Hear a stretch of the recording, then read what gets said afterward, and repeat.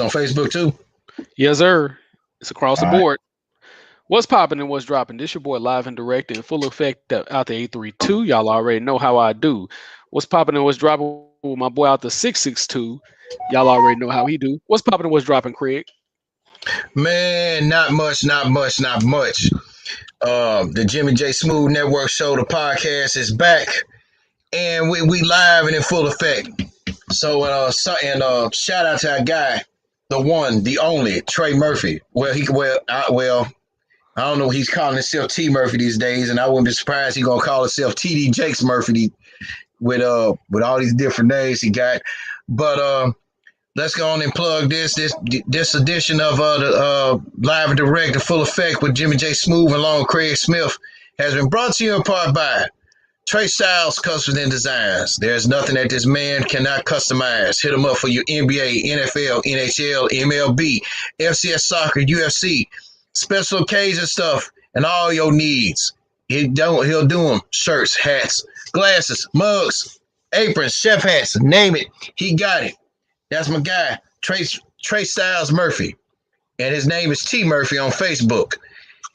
He will give you what you need, satisfaction guaranteed, Murphy. And on another side note, when the man give you a price, and I said this on my Facebook Live, when the man give you a price, don't bullshit him. Cause he done some damn good work for us. And shout out to my girl, Miss Shanika Clark. And he did some work for her. And she said she loved the shirts that he made for her. So don't bullshit this man about his price. His price is final. Ain't no, well, let me see, well, man, give me a hook. No. If you go above and beyond financing for some little ragtag ass parties that your children don't need, which I'm gonna talk about later on, which is gonna be in the show, then you can buy quality product from this man. Don't bullshit him. For So hit sure. him up.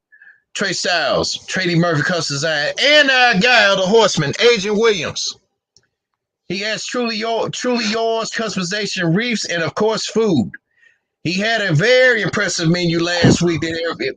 This past weekend, he had queso egg rolls, all kind of egg rolls, buffalo wing egg rolls, and everything else, along with wings and chicken Alfredo and all kind of stuff y'all missed out on. And he also makes reefs, picture frames, and anything. Name it, he got it. That's my guy, Agent Williams, from Truly Yours, Crafts and Foods. Yes, sir. So, and other than that, if anybody else that I did miss, I do apologize. And since Jimmy J Smooth did tag me on this video, y'all definitely can live and chime in. We wish we could have our boy T Murphy on here, but he in a very fucked up position, man. Damn. Goddamn. Yeah. Damn, man. So, but we're gonna start this note off, man. A melancholy happy trails to legendary Superman director, and Goonies director Richard Donner. He had passed away moments before Jimmy and I was about to start the show, and it came through the feed. Don't you know when I was looking at it, my Facebook was fading to white, so to speak. So don't know how old he was, but Jimmy probably pulled that info up. But he put out some damn good Superman movies, man. That granted, the best ones was 1 and 2. I didn't enjoy 3, and let alone I didn't enjoy 4.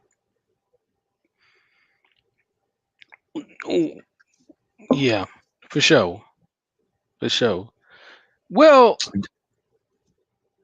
with him, he's had some legendary movies that he directed.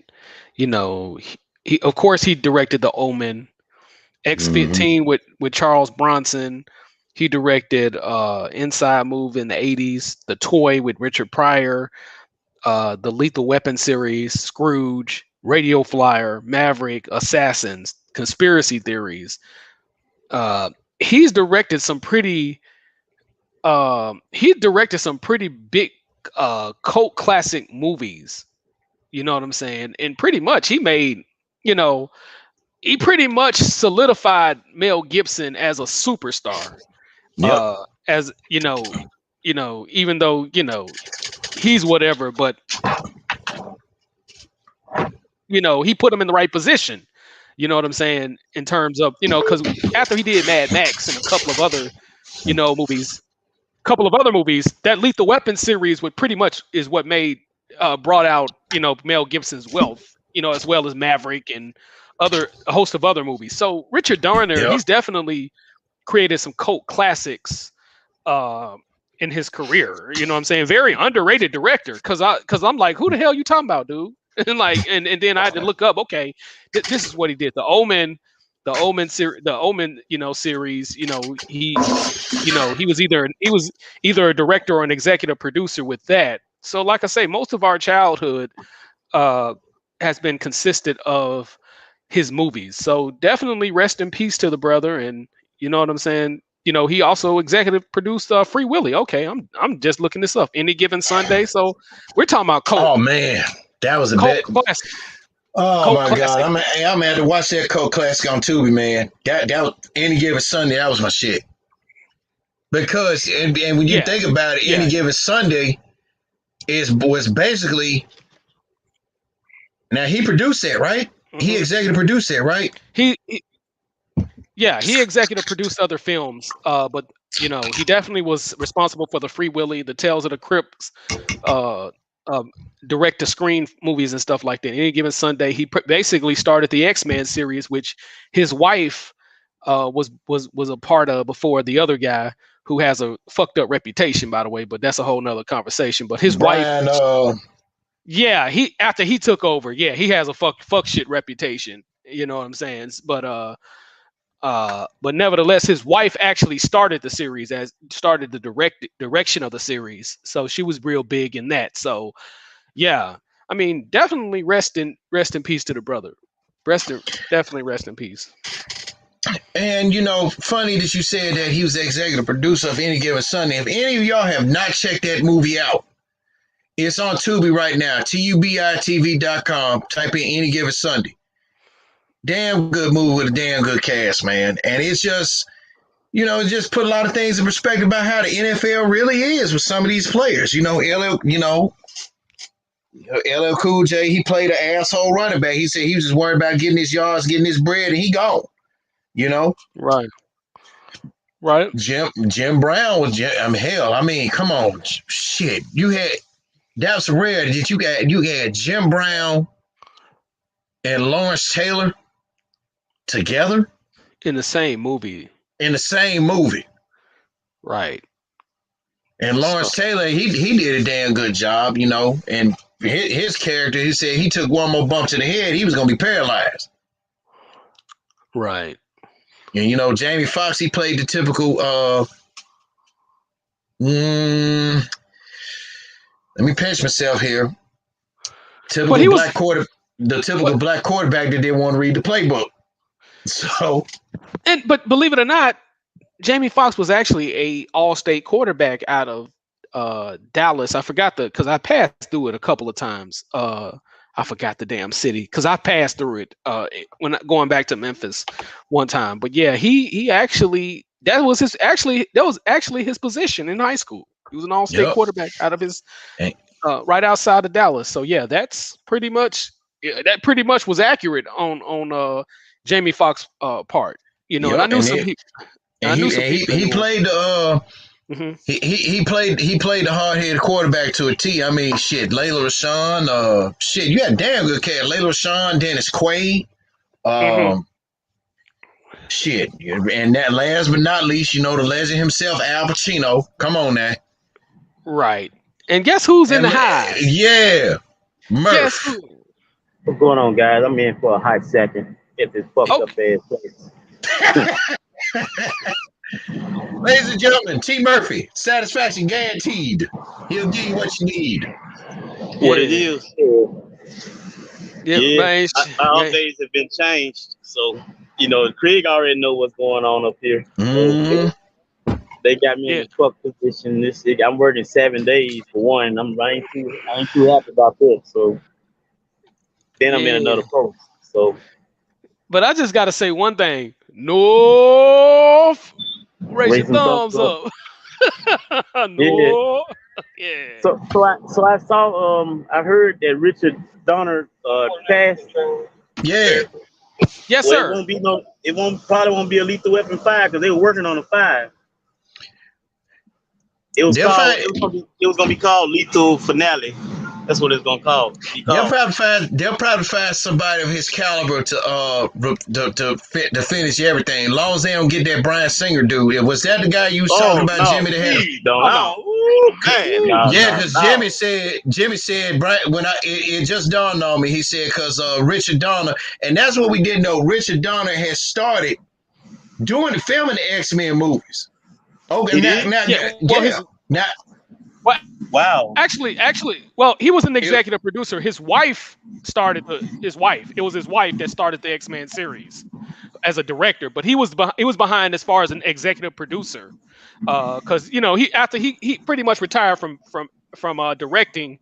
He pretty much got into the executive producing part of the game and stuff like that. So Wikipedia's filmography is pretty much incomplete, but he's behind a lot of cult classics, and we're just naming a few. You know what I'm saying? He Yeah. actually now, he I was a actually fan started Tales too. for the Crypt series. Go ahead. Yeah. Oh I yeah. was a big fan of his too. That's how come I knew that Danny Glover and Mel Gibson and some of the cast was getting back together to do a final Lethal Weapon. I was like, wow. Even though they old as dirt now, I still was excited. So Oh you yeah. know, well, For sure. Renee Russo's still fine as hell. So to you. Oh yeah. I said that tongue in cheek, to But you, Craig. I said it tongue in cheek. I wasn't serious about it, but if anything, now if they are gonna go through with it, I can tell you one guy who probably who I think can fill in the void. Even though he one hell of an actor, he doesn't get a lot of credit as a director. Jon Favreau. Well, with Iron Man, yeah. And I mean, what because else? I would say he a hell of a because he a hell of an actor and comedian because he was in that movie. What was that shit with Faison Love and Jason Bateman? The couple thing, because I can't think of the name of that movie because he was in that he directed some scenes in that and then he acted in it. So but yeah, I think Jon Favreau could do it, but long as it's not Bryan Singer because that's when Jimmy said that.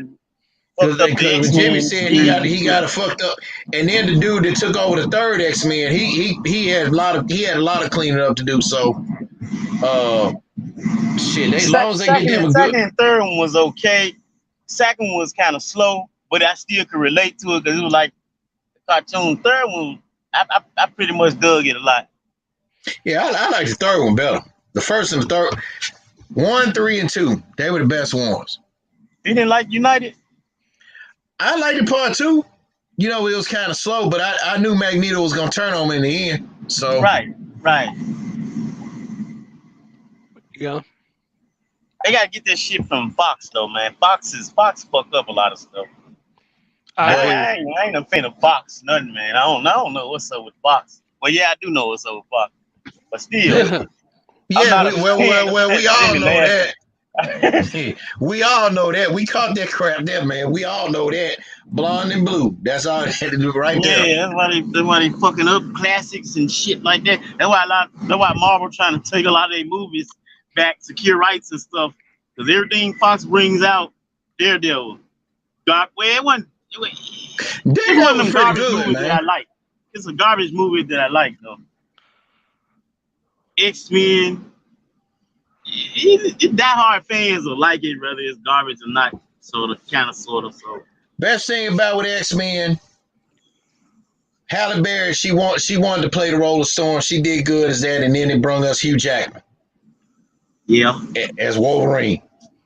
Man, this dude they trying to get now to play Wolverine. Please don't. I forgot his name. Man, that guy look like he's strong, man. Please don't. If the director's here, please don't do that. Come on, Hugh. Matter of fact, I don't feel like playing a brother love music, but he done, man. He's done, dude. damn. He walked away from it. He done. It's a done deal. I don't know why. Maybe it's Fox, man. But he done, man. But if Marvel give us some of that Marvel Disney money, he'd probably come back. Yeah, that's the thing Marvel needs to stop doing. They need to stop being tight asses and stuff, man. Movies be blockbusters and stuff. They had a dispute with Chadwick Boseman. You know, I mean, you paying this man chump change and moving a motherfucking $1 billion blockbuster. Hell yeah, right. I want some money. Yeah. Why wouldn't I? It's the way of the world. It's capitalism. Shit. Right. Yep. Right. And I think when Chadwick Boseman, man, when they said he was gonna be playing Black Panther, and he said something about when he met Stan Lee, he said man, he met Stan Lee for the first time. He said there's Black Panther right there. He said because it was at the premiere of 42, and Chadwick was like, huh, you know. But the bottom line was Stan Lee told him later on. He said, I knew you were gonna be Black Panther a long time ago when I saw you in 42. Wow, man, this was up. He been playing a lot of good cuts. I ain't gonna lie to you. Damn. James Brown, Jackie Robinson. Oh, yep. and I'm glad you brought up Chadwick Boseman. Your timing is so impeccable, T. I actually got to see Ma Rainey's Black Bottom, and they robbed that boy that Oscar. I'm gonna tell you that right now. I didn't even see it. They probably did. Was that the one? Was that the Netflix film he was in with Viola Davis? Yeah, but it's loosely based. Like his character was loosely based off a guy named Jelly Roll Morton. Because I actually accidentally, as I was talking about the movie, I accidentally said Levy Green was a real character, and Levy Green character was actually based off of Jelly Roll Morton. You can look this up you can Wikipedia this. He's kind of like known to some people as the godfather of New Orleans jazz, but he really wasn't because it was people before him that did it. But he did write songs. Louis Armstrong. Well, he did write songs for Louis Armstrong, and he did write songs. He did? Yeah, Jelly Roll Morton. Yeah, but yeah. Now I know. Yeah. Jelly Roll Morton. He did write songs for Ma Rainey. So it was a lot of historical inaccuracies, but the direction of the film, like how niggas get mad about you stepping on their shoes and stuff like that. That applies. That applies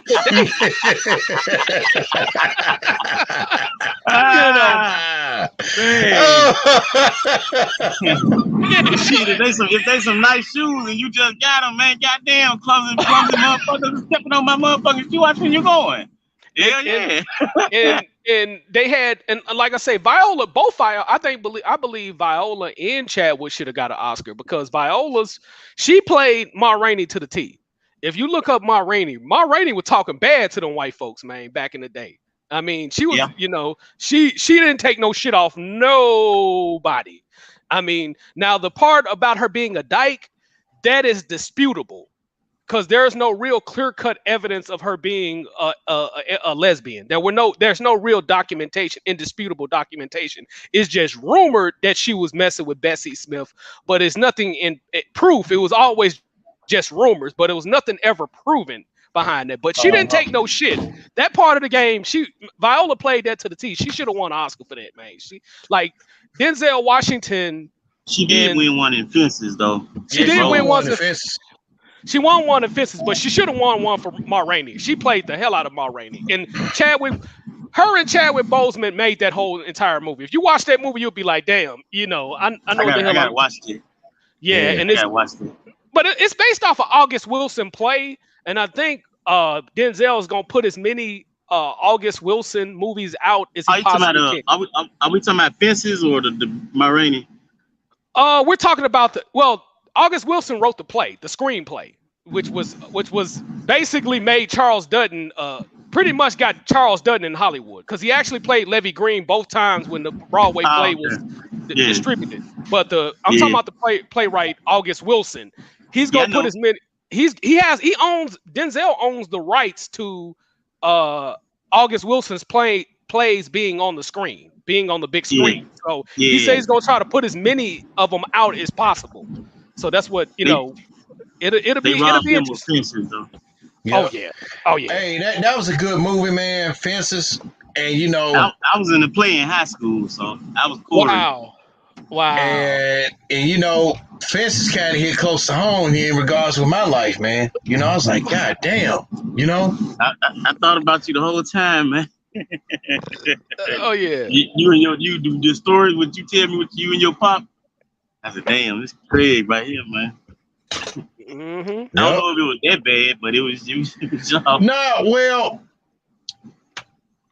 you know, like I said, like he had fucked me, you know. Whereas Denzel's character Troy fucked his own son over out of a fucking college scholarship. That part right there hit close to home, cause man, if I would say it right here live, if my pops had did something like that, hey, respect would have been out the window for that man. I would have kicked his ass.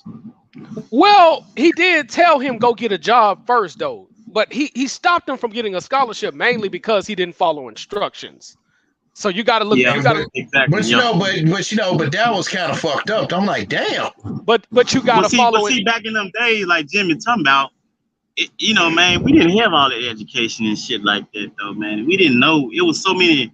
It was Jim Crow days. You know, it was hard in that day. So I understand where Troy was coming from.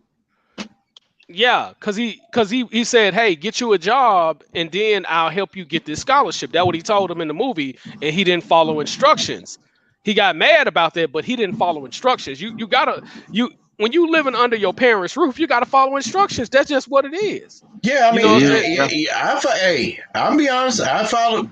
I've said it public on here. I told Murphy about it plenty of times, and Jimmy, I told you, hey, I follow my parents' instructions.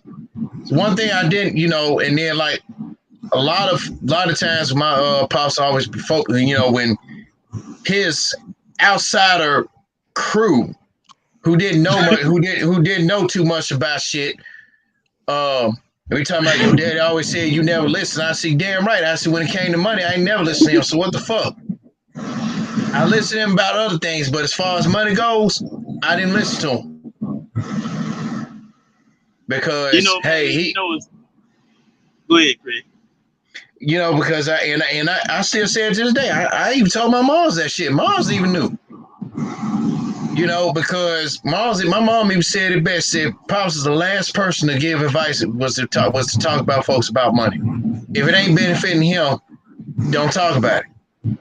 That's how his mentality was. If it ain't benefiting me, why you telling me about it? That sounds You know like that? jealousy. I told you, man. You know, a lot of parents be envious of their children. Like my mom used to always say, and I told you this, and it was funny, but it wasn't. Marvin Gaye. Yeah, my mom was like, I hope y'all don't end up like Marvin Gaye. And I'm like, what you mean, man? I mean, we used to dispute like that.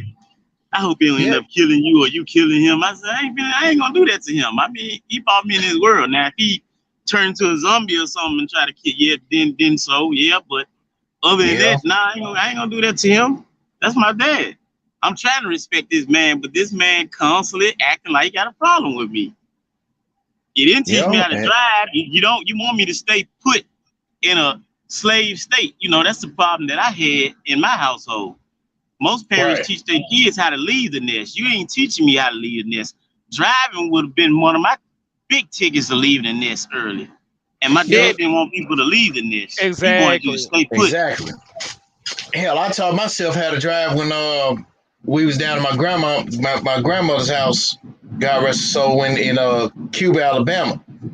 So, and then later on, when I finally got a car, he was shocked. Like, I didn't know you know how to drive. Like, yeah, I've been knowing, you know. But don't you know, it's kind don't feel bad. A lot of these motherfuckers on the street don't either. Don't know how either. Still. Hell no. But want to be quick to get them a car. Yeah. Driving around. And let me tell you, I'm finna put some of y'all motherfuckers here in Memphis on blast too. Somebody last week on Facebook put out this article, and it said I didn't save it and didn't get a chance to click on it. Memphis and Jimmy, we know you down there in Texas. They been down there too. Wait a minute. Okay, Memphis.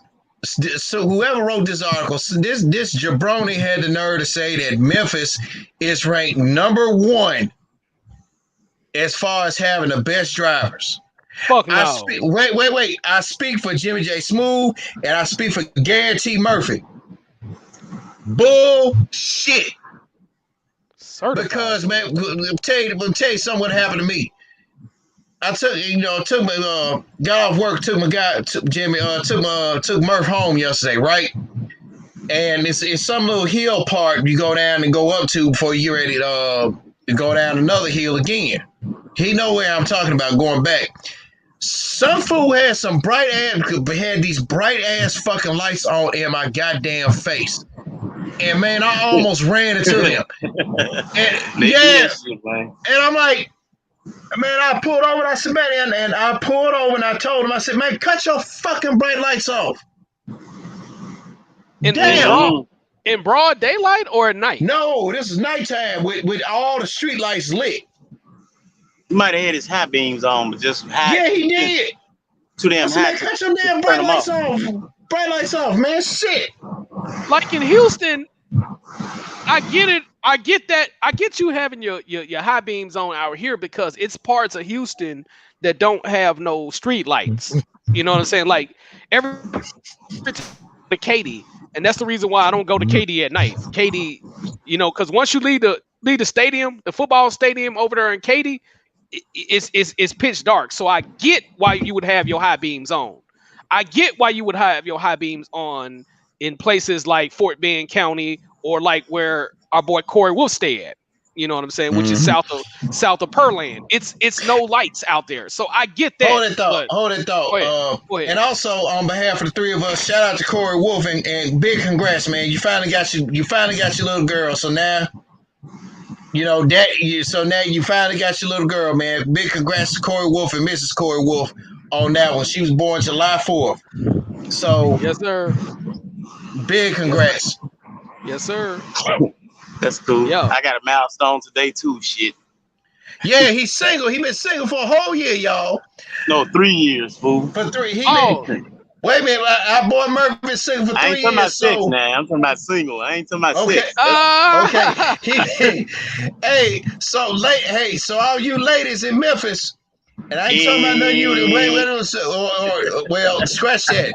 So all you ladies that's listening on this live stream, I got Murphy single for 3 years. He a good catch.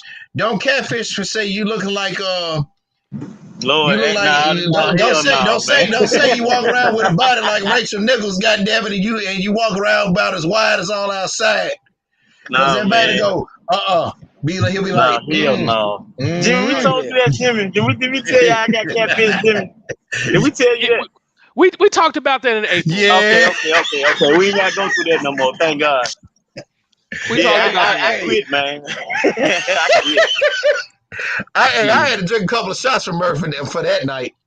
Like, God damn. Well, brother, all I gotta say is next time, like say, use a webcam. Like, hey, let me see you on webcam first. And you know what though? They be all with that shit to me, man. My camera ain't working. And I said, man, what the fuck kind of phone you got? Everybody got camera phones now, and everybody got everybody. This social media age. Everybody got webcam. Everybody got camera. Now, where in the fuck are you at?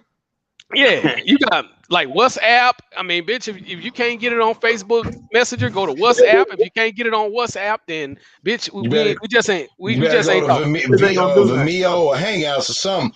But but the bad part about this, y'all, Merc said his catfish came over the house smelly. Like catfish. Woo! Well, now she smelled like a pizza with a bunch of onions on it.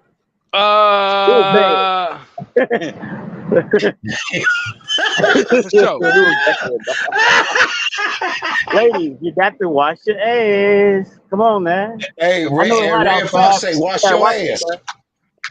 You don't want that cat to be hollering. I only like for it to purr. I don't like for it to. Hell no. Exactly. Yeah, man. Gotta wash your ass. You got all kinds of shit out here, and matter of fact, I got sisters, and I told them about it. They said, no, she got an infection or something. She got to go to the doctor, and they got to get that out. Ladies, it ain't supposed to smell. Nah. It ain't supposed to. I ain't never smelled my sisters all my life. I've been wrong. So I know they know what they're talking about. So you got to go to the doctor, like they always tell us. Go to the doctor. Yep. And also, and hold that thought. And also, fellas, I don't know if I told Jimmy about this, but I had Murph rolling on this. Fellas, if you mess around, you still hit the coochie anyway, even when it's raw smelling like fish or as Murph said. Wait. Even when it's raw smelling like fish or as Murph said, like a whole bunch of funnies on pizza. Stop, Murph. I can't, man. It hurt. And if it's smelling like raw fish, if it smells like raw fish or either funnies or a whole bunch of funnies on pizza, fellas, if you're itching, like as Pops told me, don't fuck around and catch that 2-a-day cold. Don't be walking around here with a 2-a-day cold, goddamn. You better go to the doctor real tell quick. What the 2-a-day cold is, boss. Nigga, tell him, boss, what the 2-a-day cold is. Cause I got this shit. Tell him, boss, what it is. Gonorrhea, syphilis. Yuck. But now you can get cured for that shit too. But the fella and ladies, you too. Because y'all ask me walk around there, but they don't go to the doctor. They be like, I'll be all right, man. Hey, Murph. Hey, Jimmy. Murph, they be like this. Hey man, how you feeling? I mean, it's too take off.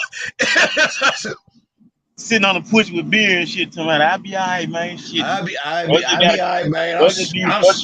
I'm straight, and you grabbing your balls and scratching your nuts and shit. You scratch your nuts so goddamn hard when you head down the corner, goddamn it. Yeah, that nigga got 2-a-day cold. Yeah. Nobody wants this shit, man.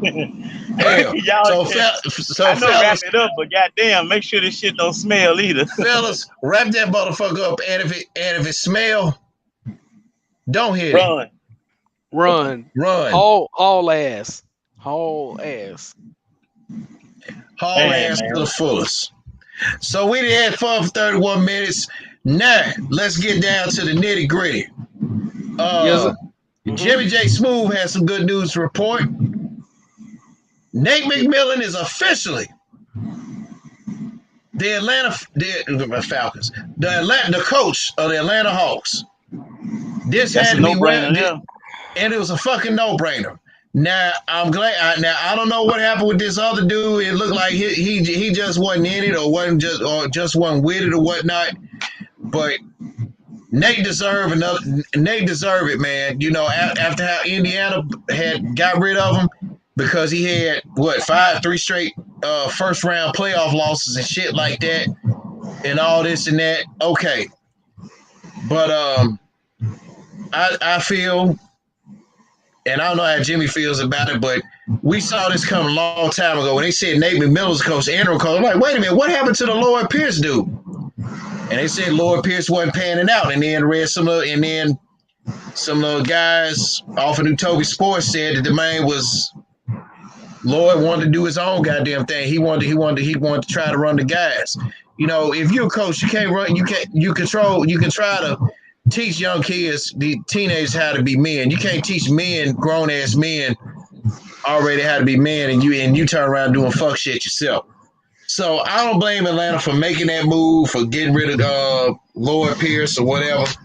Don't know what he's doing now, and really he should never had a job, because if you're gonna put Nate McMillan on your staff, Nate McMillan should have been the coach from the jump. I agree. You know, they gave the Bucks hell, but I'm happy for Milwaukee getting in. But I don't know how Murph feels about it, but we are more happy about the fact that Chris Paul, and all the years they used to call him Chris Paula, is finally in the finals. Hey, Jimmy. Yes, sir. That's your twin, man. Chris Paul. When I saw you at FedEx, I said, man look like Chris Paul, man. I said, man, look like Chris Paul. See, you done cut all your hair off your face now, but when you was at FedEx, when you had hair, I said, man, look like Chris Paul, man. What the hell? So Jimmy, welcome to the playoffs, man. I hope you get your first ring, man. You favor him, though, man. Heavily, man. I take that as a compliment, man. I take that as a It compliment. is. It's not an insult. Hey, I'm gonna tell you, but Murph tagged me on something I take as a compliment, and everybody said I look like the dude that played Weebay in The Wire. Now he off, I guess. So he off. But I take that as a compliment. But also, I want to say this. Mm-hmm. You know, before I get the boss on, before the boss comes on to chime in on the situation. You know, for a change, the NBA can be itself this year. Mm-hmm. For a change, we got some fresh faces in the finals. Mm-hmm. No Boston,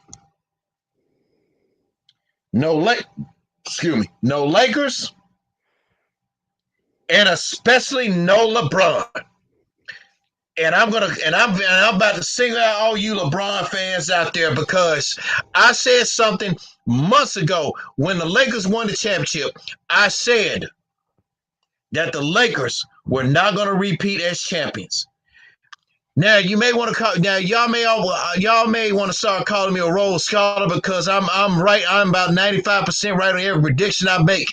And a prediction I made months ago was this: LeBron James and Anthony Davis, who in my opinion I agree with Charles Barkley and everybody else, and even Shaq even said it.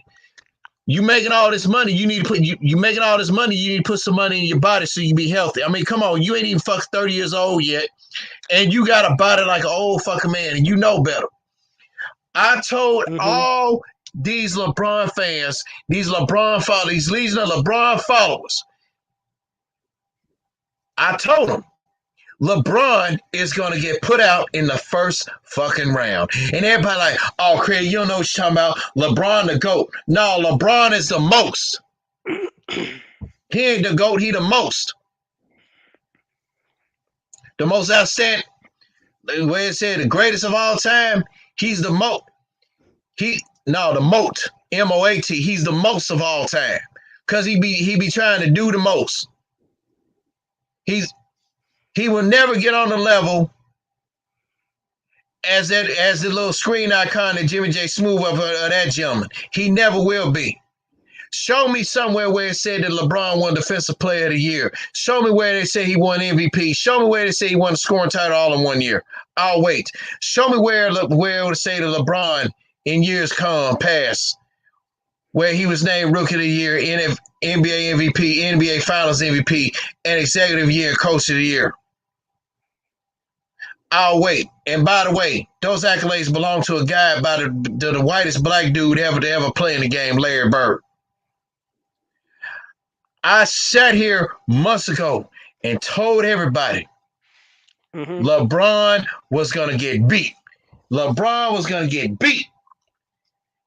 And the Suns beat him. They were trying, and they tried their best to take out, and LeBron tried his best to take out Chris Paul. Come on now. They tried their best to take out Chris Paul because Chris Paul know how to beat LeBron.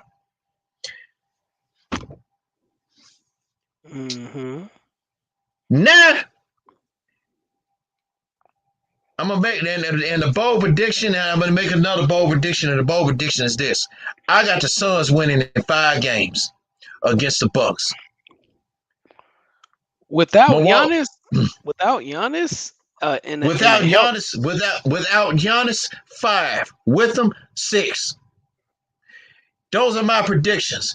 And when it does happen, I want everybody that's listening on here to inbox and see me, or if you see me out in the street, I want you to say, hey, Craig, you was right. You were right. The Phoenix Suns are the champs.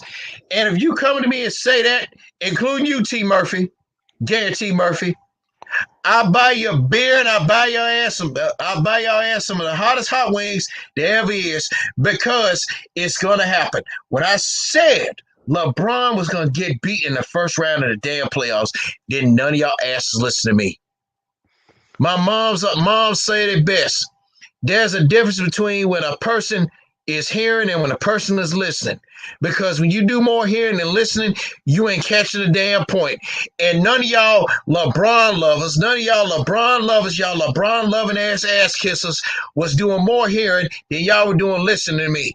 So y'all are going to start listening to me now, and I was right. because it's nice to have a finals without LeBron again. Jimmy J Smooth, take over. Because I'm done renting these Legion of LeBron followers. Yeah, he does good things outside the NBA. But inside the NBA, he's hurting it. He's hurting it by Suddy being there so he can because he wants to accomplish something that is not going to happen. And we all know what that is. What's that? LeBron Jr. being in the NBA same time with his pops. It's not going to happen, people. Or as Barkley aptly calls them, the four letter network. Stop hyping this shit. It's not going to happen. It's not. I hope it happens. Just as I hope it happens on a historical level. That'll be history being made.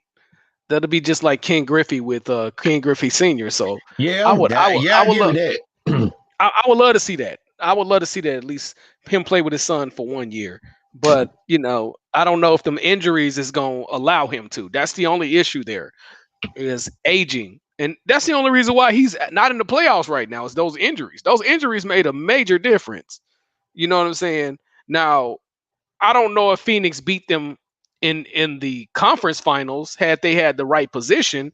The problem was they played the Phoenix Sun too early in the first round. now in the conference final, I don't know. We're gonna have to be honest. We're gonna have to be honest. We don't know what would have happened in that conference finals, but we know in the first round, with those guys having the momentum that they have, that's a whole nother Phoenix Suns team. And I hope Chris Paul gets this championship, because he deserves it. He deserved it more than anything. But I'm like this. I felt he deserved it. I felt he deserved it when the NBA basically cock blocked that trade for him going to the Lakers with Kobe and Dwight. Oh yeah, he would have got a championship with those two guys. He would have got even Dwight Howard even said it. He said, "Yeah, that." Even Dwight Howard even said that was a cock block trade, man. That was a whole ass trade, and I don't. David Stern, that's why I lost a shitload of respect for David Stern on that one. Me too. I don't respect. You can't talking about you can't have two superstars. You can't have two superstars on the same team. But you let LeBron take his ass to fucking Miami with Chris Bosh, who we have no problems with. We never said a bad word about Chris Bosh. It was just unfortunate. He had, the blood clot issue in his lungs. So, yeah. And Krabby Union Wade. Really? Mm-hmm. And then the four-letter network had the nerve to say, this is the first time a super team has ever happened. Wrong, people. Never. That's why y'all said y'all couldn't handle Jimmy J Smooth on that network. He'll get y'all's facts straight.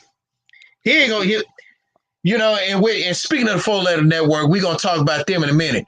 But hypothetically, if Jimmy J Smooth was at ESPN, man, he'll fact check the shit out of Molly Rose, Max. I don't know how he'll do with Max Kellerman. I know he'll own Stephen A. Smith's ass, even though Stephen A. and I we born on the same day, 11 years apart. Yeah, you definitely own his ass. You'll definitely own Rachel Nichols' ass, Brian Wardhurst, which, by the way, he was handpicked by LeBron. Didn't know that, did you? I never heard of Brian Windhorst until he made his debut. I'm like, who is you? Brian Fat Fuck. Mm-hmm. My boy Michael Moultrie said, I want Chris Paul to win, but I don't know if they can handle the Bucks' size. But I am positive the reps are going to be on the Suns' side, and they tend to favor vets. That's how the NBA works, and they don't get. I'm gonna say this: the problem with the Bucks is they take too many 3-point shots. That's true, and go ahead. And with them taking that as many 3-point shots as they is, welcome back, brother T Murphy. Management pulled up, y'all. So when management pull up, you already know what time it is. Oh yeah, I already know. But the Bucks take too many unnecessary ass 3-pointers, because they were 17 of 45 from the 3-point line, And with a guy like Chris Paul, especially running the show the way he runs, oh, that's gonna work into the favor of Phoenix right there. So, but see, here's another thing. I like, Jimmy's a good, and Jimmy and I, we're both good evaluators of both of offenses on both basketball and football.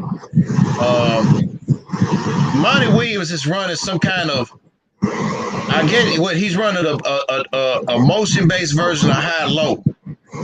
That's what's gonna kill Milwaukee. right. That's what's gonna kill Milwaukee. Now imagine if David Fizdale was on Monty Williams' staff and ran the Miami motion that won them 2 titles. Speaking of which, he with LA, your favorite yeah, player in the world, Trey. With your favorite player in the world. Craig, you there? Craig? Craig? Craig, where you went? Damn, man. Murph, I've been here sitting there all this like eating. I couldn't hear you either. Hey, wait a minute. LeBron my favorite player. All right, he just about it. He's my favorite player. Just like I love a shitload of tomatoes on my tuna sandwich. Wait a minute, they put tomatoes on tuna. Damn. Nah, I'm fucking with you. Damn well. Damn well. Wait a minute. Yeah. But damn well I don't like LeBron as a player, but as a man, yeah. Oh, Craig, man, you can tell the world, man. It's okay. Now speaking of which, I do like at first I didn't want to see this new Space Jam, but I'm seeing it on Fire Stick. Yeah, but it's bittersweet that Michael ain't in it, but somebody said be ready for a surprise though in the movie, so we gonna see. Mm-hmm. The surprise might be Michael Jordan. Might be. Yeah. Hurt my damn feelings. LeBron doing this shit. He trying to be better than the GOAT. But anyway, you can't. Go ahead, talk your shit. That's the white man that's trying to make a how they try to do. They'll build up something, and then they'll bring another in to overtake that something that they built up. At least it's a black guy, man. At least it's not a white guy trying to, they trying to get over the black guy. But he ain't gonna be no GOAT though. He's not gonna be the GOAT. He's not the GOAT. That's the only problem I have. He in my top 5 players of all time, but not GOAT status. LeBron number 11 in my status. 11? Damn. You can't lose all them finals, man, and be talking about, I don't give a damn how you led that team. The East was very weak around that time. That's why. Money make the NBA weak because everybody wants so much money, and fair. That's fair, rightfully so. But when everybody want money, it saturates the sport. And speaking of that, Murph, we got somebody to talk about in a minute, but after we get through with this Phoenix Bucks prediction, you said about money. But I looked at Michael Moach's comment. I agree with him about Chris Paul. Hey, I want to see CP3 get another championship too. His first championship. Yeah, that's all. I want to see him get one. I want to see him get this one. And let alone, I would like for Monty Williams, his boy, to vouch for him to stay on the team. I think he signed a 3-year deal. I want Chris Paul to play with that team until he's sick and tired of playing the game. Well, word has it that they saying after the season, I don't know why, saying it's a possibility that he can go to the Knicks. And I'm like, what? Wait, what? What the hell would he do that for? I don't know what for, but shit, Phoenix management gonna have to bust out some damn money. So, but I gotta disagree with Mike by saying the Bucks size. Mike, maybe you didn't pay attention to the first game in that Atlanta series, but John Collins and Clint Capella by themselves out-rebounded Milwaukee, the entire Milwaukee team in that whole series. The first game, John Collins and Clint Capella had 34 of Atlanta's 45 rebounds. Yeah, they the problem with the Bucks is what I think is gonna kill them is that they take too many 3-pointers. Yeah, and that's gonna play into Chris Paul's hand, especially if they can't stop him from getting in transition or stop the Phoenix Suns from getting in transition. So I don't know about that. And you know, and really put it in. Here's another weakness. If Phoenix does have a weakness, you know, but if you take, I'm gonna tell another interesting theory about these two teams here in a minute. If Chris Paul taken out of the game, Devin Booker's fucked. No, not really, because not really, but you know, Devin Booker, he's fucked because if he gets double teamed, that's what I mean. He's fucked. But I'm saying I hate this happening right now, but Cameron Payne has came of age, man. I wish he had did this same shit with the Bulls, man. Yeah. Why we didn't get that Cameron Payne? But I guess it's the system, man. I don't know. Yep. And Monty Williams runs a damn. And like I said, if Jimmy correct me if I'm wrong, Monty Williams runs one of the best. He runs a damn good high-low system. But he tweaked it with some motion, you know. But here's another interesting stat y'all didn't know about. Phoenix, before Chris Paul, had a point guard by the name of Eric Bledsoe. Yeah. Okay. Bledsoe stunted Booker's development and his growth. Bledsoe cannot lead an offense. I always said that I wouldn't trust Eric Bledsoe to lead horses to water. The man crazy. But he didn't do it in LA either. So. No. Hold on. The Bucks, which I think was a damn good move.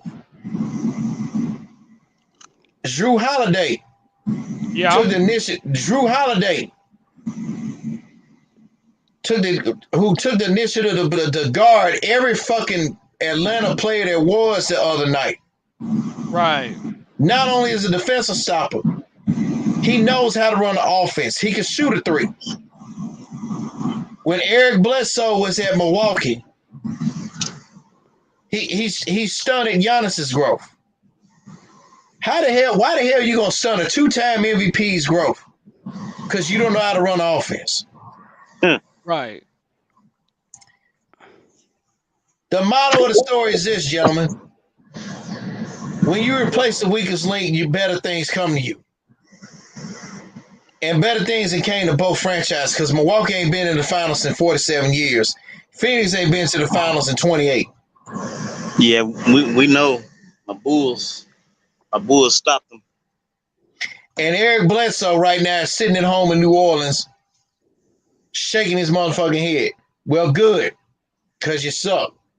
They're going to do that for a long time down there, man, because management crazy as hell. How the fuck you going to fire a good coach like Stan Van Gundy? Yeah, man, it's crazy. 1 year? Damn. Yeah, Stan Van Gundy came out and admitted. He said that the players is fighting for that man to keep his job. Brandon Ingram, Zion Williamson. I think he, you know, and Stan Van Gundy had to put the 4-letter network on blast about stirring up that shit. He said, I've got along with Zion. He said, so I don't know why people like them up there up east want to stir some shit, saying that Zion don't want him there and all this stuff. Yeah, Zion wanted him there. Zion was making him better, you know. Zion was helping. He said he was helping Zion develop his shot, dribble moves and shit. He said he was working out with Zion, you know. Yeah, but you gotta watch his weight though, cause he getting swole, man. Yeah, man. Gonna be like tractor trailer, Oliver Miller. Oh yeah. And speaking of money, and since Murph mentioned about money, we talked about Nate McMillan earlier. Kenny Smith said on Inside the NBA that they talking about Atlanta power forward John Collins is the top priority because he talking about he want a max deal. Okay, Murph. Max deal. Wait. A max deal. Hold on, Murph. This is the same dude that turned down a $90 million extension. And one Murph said, you better be glad you got that. And Jimmy, and we're gonna get Jimmy to chime in. Well, this is a show, and Jimmy gonna chime in on this. Right. Looking at him, Yeah, you came from Wake Forest. Yeah, the knock on you was you didn't want to develop no mid-range jumper or outside range jumper. You did that. But dude, you worth $90 million. I'm sorry. I'll put it like this. I'll go one better. I think John Collins is worth 95 million. But you talking about you wait.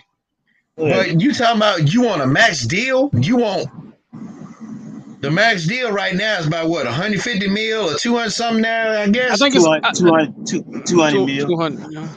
Okay. John Collins, if you listen to this and Jimmy got it on live on YouTube, you are not worth a $200 million motherfucking deal. You are worth 90 fucking million because Atlanta offered your ass a chance to take that shit. And if you play like you 90 million, God damn it. He ain't do nothing but do a couple alley oops and maybe a block or so. I mean, damn. After that, what did you do? That's what I'm Trey saying. Young out there working like a dog, man. He made all y'all better. That's what I'm saying. He and that white guy. What's the white guy name that was shooting them? That was knocking them threes down. Gallinari. Yeah. No, not Gallinari. It's the other dude. Not Bogdanovic. Bogdanovic, he inconsistent. Yeah. Shit. The other dude. Now Trey Young was knocking that shit down. Now he was. I know his foot was still hurting. He was playing like his foot was hurting and stuff. But damn.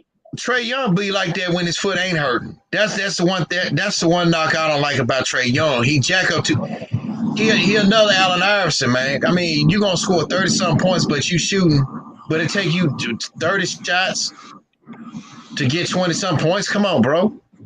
But also he distribute the ball better than Allen Iverson. Yeah. So I give him that.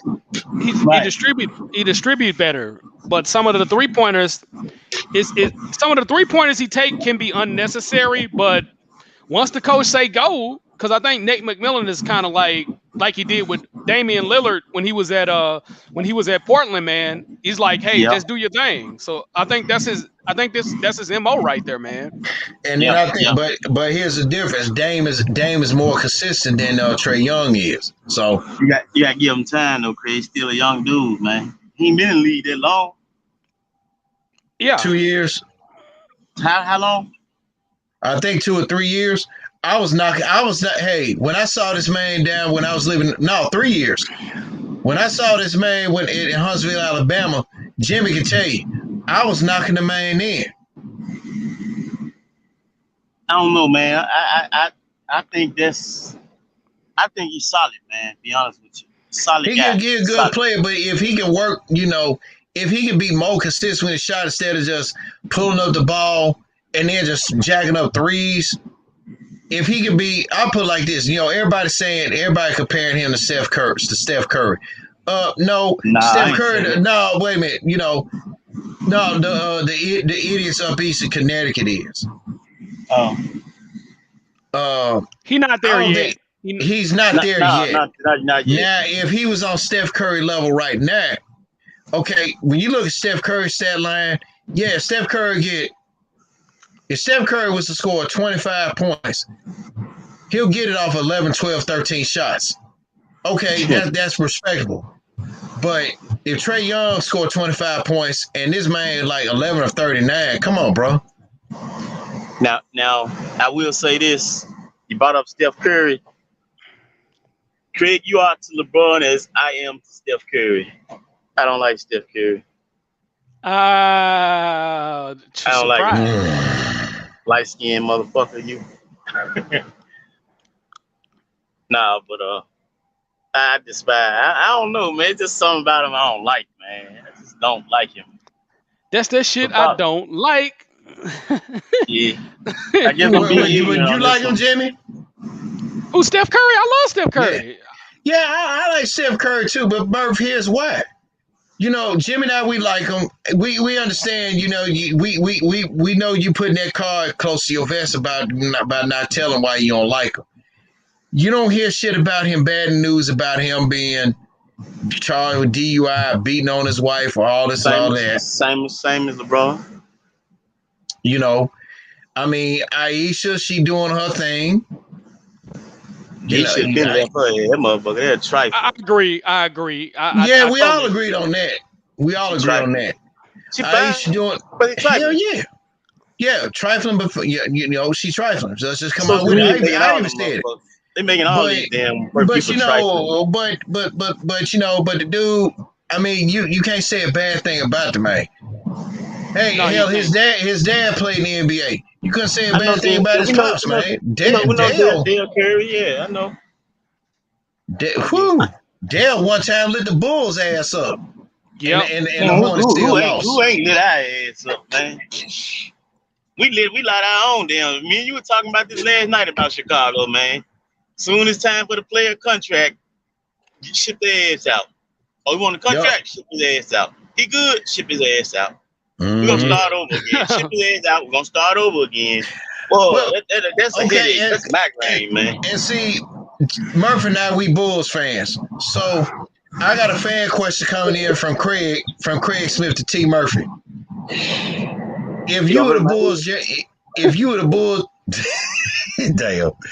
you were the Bulls general manager, Murph, name three things.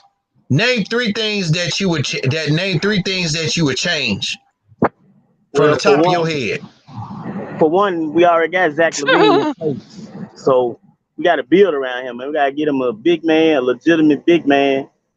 He ain't got to be like a Shaq or nothing, but just like a, like what Chris Paul has in Phoenix. We got to get that. We got the coach. Right. They got the team in place, Craig. They just got to stop trading and start playing, man. Now my guy Kobe White, you was hard on, man. I wasn't. I was. Let me tell you, man. So I tried to cook. He busted the toilet. No, I'm done. I'm transferring water. Water to my for my humidifier, man. That's what I was doing. A sound bite, like flushing down the toilet, But that is a good. Hold up. But yeah, let me see. Hold up. What the hell you pouring up on, man? What the hell you pouring up on, Paul? I'm pouring water. We need a point guard, though, man. We need a point guard real bad. Okay, what's the second thing you'll do? Well, like I said, we got the coach. We got the shooting guard. We need a point guard. We need to stop signing. First of all, we need to stop going out signing these discount double check ass players, man. These foreign discount ass players. I stopped doing that, man. Start spending money, man. I mean, this is what me look on the outside as a fan looking in, man. We got the shooting, we got our star. Now we got to build around and put a point guard around, 1-2 punch in the backcourt, and a power forward. We got the coach, Billy Donovan. So I don't want to fuck up that nucleus, man. Right. But they will. They will. Gar Foreman would have been done that. Him and Paxson. But Billy Donovan probably would have been fired by now. Yep. Well, what you seem like you got something brewing in your oven. What would you do? What would you have done? Well, one, everything what you said in 1 and 2. But also there's an old adage. In order for you to spend money, you got to make money. So as much money as that organization, they're making the money, sure enough. But I spend that damn money to get Zach LaVine some help. I mean, go out to some good ass guards. I mean, yeah, I'm still hard on Kobe White. And Murph finally got out of the light, stepped out of the night and shining the light on him. I've been hard on him since Carolina. He at times he can be inconsistent, and he is. I would go out and get some quality good shooting guards. Matter of fact, we got shooting guard. Get a point guard, man. We ain't got no point guard. We need a good consistent point guard, like somebody on a Chris Paul level. I ain't saying we got to go out and get Chris Paul. And to be honest with you, when Dwayne Wade entertained about going back to Chicago, the Bulls management fucked that up. Okay, Paxson and Foreman, they fucked that up. Is it always?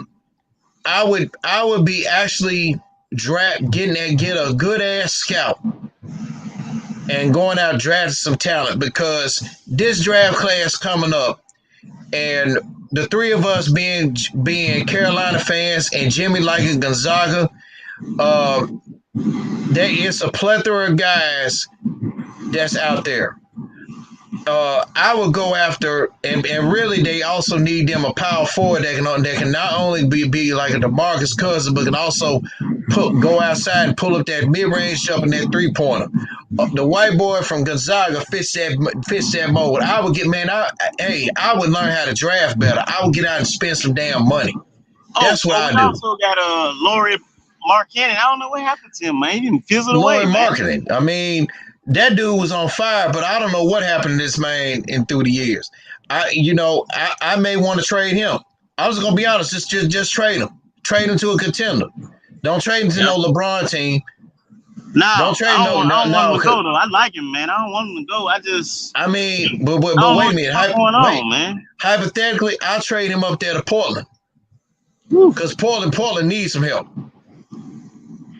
I wouldn't mind having Dame Lillard though. That boy bad, man. Dame Lillard, that boy bad. But Chauncey Billups might do some straight damage up there, man, as a head coach. Yeah. I'm kind of happy about that he got, But it's not a guarantee. Stotts was okay, but he just soft, man. But it's not a guarantee that Dame Dollar is not going to be at Portland, and I can't blame him either. I don't blame Dame. Yeah. Can't really yeah, it's a possibility. They talking about he may end up in L.A. somewhere. He may end up with either. No, man, not again. Oh no, Craig know why I'm like this, Jimmy. That's why. I'm tired of Boston and L.A., man. He could end up in the Clippers, L.A. He could end up at the. Don't say it. Don't say it. Don't stop. Don't say it, please. Jimmy, who the niggas? Kobe Bryant from the Lakers. Now that's paper. Oh no! My man just sit on 40 acres. Who the neighbors? Kobe Bryant from the Lakers. Now that's they got enough, man. God damn. 18 championship, 18, 19. God damn. Well, you gotta. Like I say, it's a business. The NBA is a damn business. Yeah. It's not a fucking playpen. It's a business. So y'all gotta handle business. The problem is the reason why the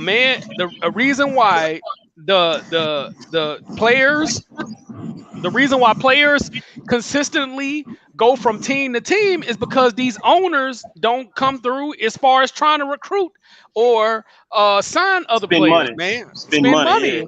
Yeah, so you can't. So we got a due for an owner in Chicago. So I already know this. Like I told you, Craig, we got a Jewish owner, so he ain't gonna want to spend that money that much. You break this Negro broke a championship team up at the height of the championship. Now you cheap, man. Right. But everybody want to make it seem like it was Krause, but Krause was just doing what he was told. Right. He was just a fall guy. That's all. I wasn't falling for that shit. That's Jerry Reinsdorf. He could have told him, "No, don't break the team up."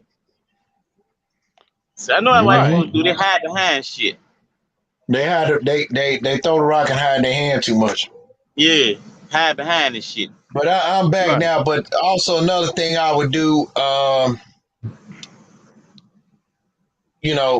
I said, just get help for Zach LaVine, draft better. I definitely keep Billy Donovan, but some players that need improvement, like Murph and I said, and like I said again, I'll repeat myself again. Murph finally stepped out of the night and shined the light about what I've been saying about Kobe White. I'd definitely be working on this dude. Need to work on his game, bro. Cause that he good, man. He's just not a shooter. He good, but he ain't a shooter. I definitely have to work on him on his shooting. Get somebody to work with him on his shooting, and then stop turning the ball over too much too. Yep. As you turn the ball over too much, then next thing you know, you're gonna be called in the morning talking about your future endeavor. So, but yeah, I mean that'd be the issues with the Bulls and stuff. And excuse me, now I'm like Trey, man. I'm like T Murph, man, because I was the one that told Jimmy about it. Right. When he said that Damian Lillard, when he bust out and said he don't want to play second fiddle to LeBron. It ain't nothing but ESPN.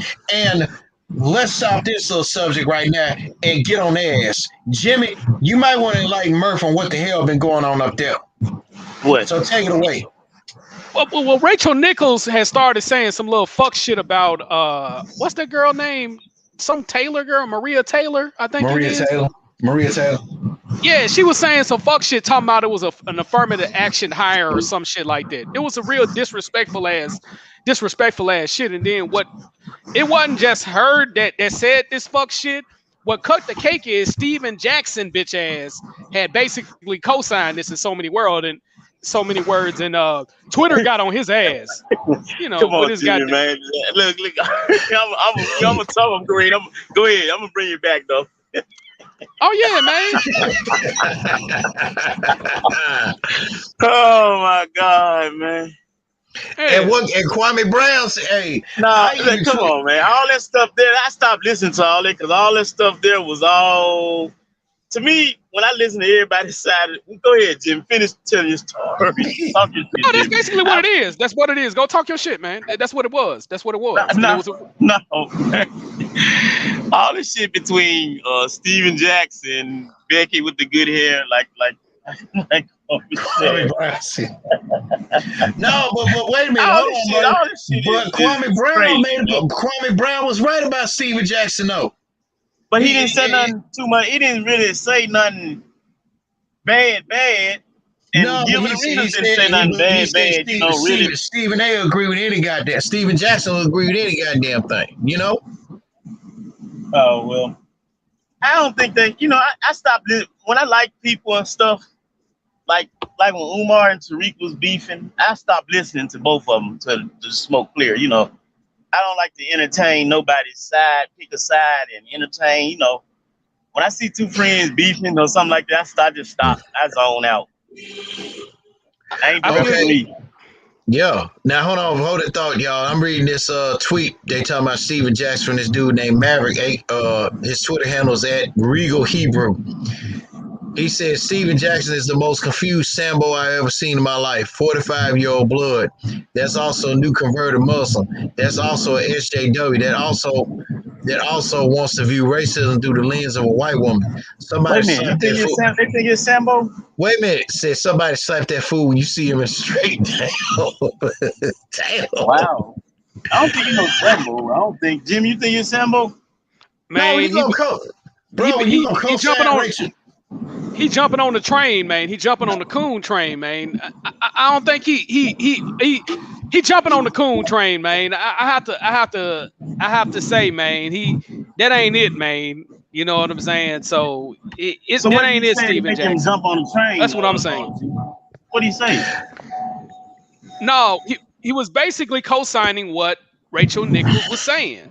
He said he was basically saying that he felt where Rachel Nichols was coming from, and that was fucked up. I'm like, dude, you don't jump on the bandwagon like that, man. That woman clearly saying, she's clearly saying something racial as fuck, man.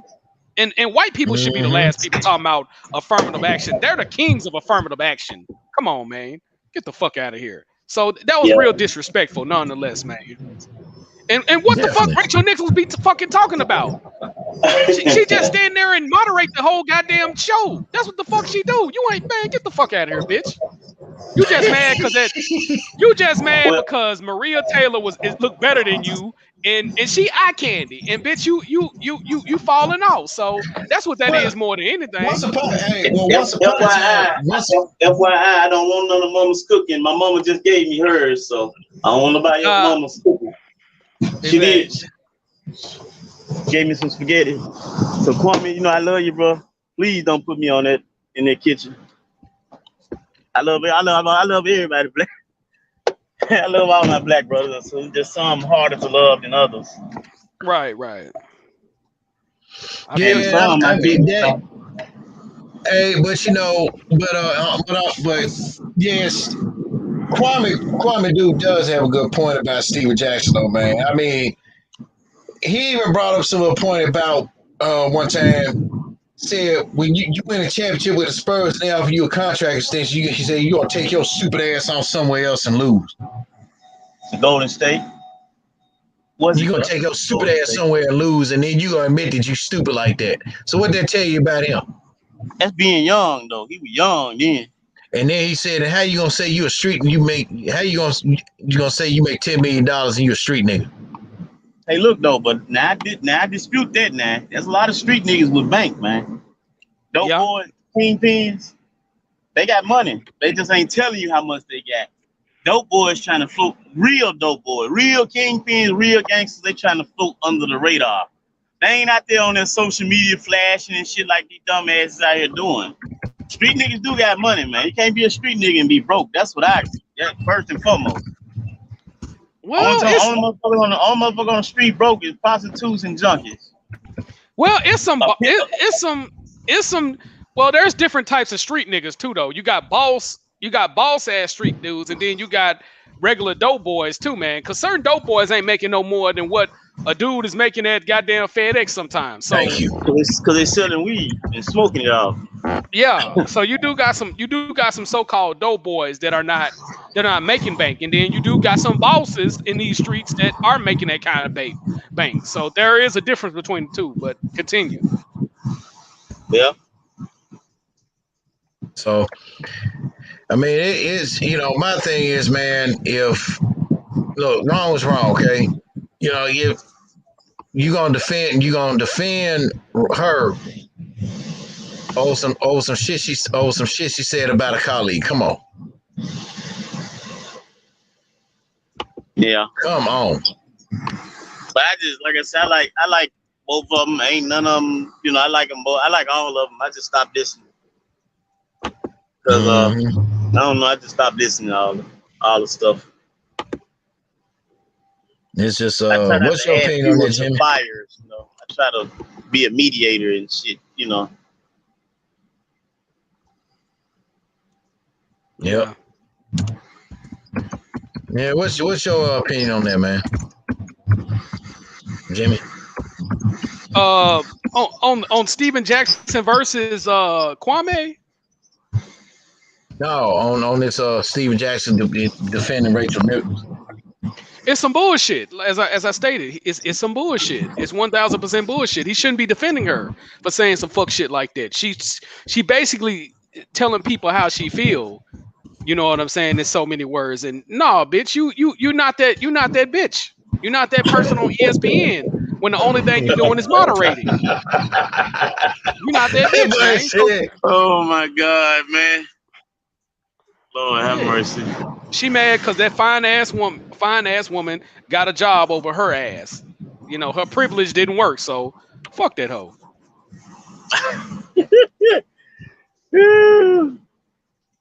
Fuck that hoe. All right, what's the next topic?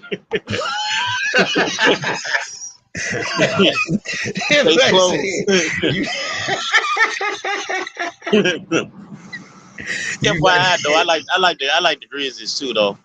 FYI. That might say you're not that bitch. Damn, Jimmy. You're not. She's not. He said fuck that bitch. No, he said you're not that bitch. Oh, well, either way, it's both funny. She's not. Oh boy. I was surprised these motherfuckers ain't came through with the uniform checklist and shit. You know what I'm talking about. That's why I told Jimmy, man, first when he sent me the link, I couldn't get on because I was waiting on them to come by the uniform police.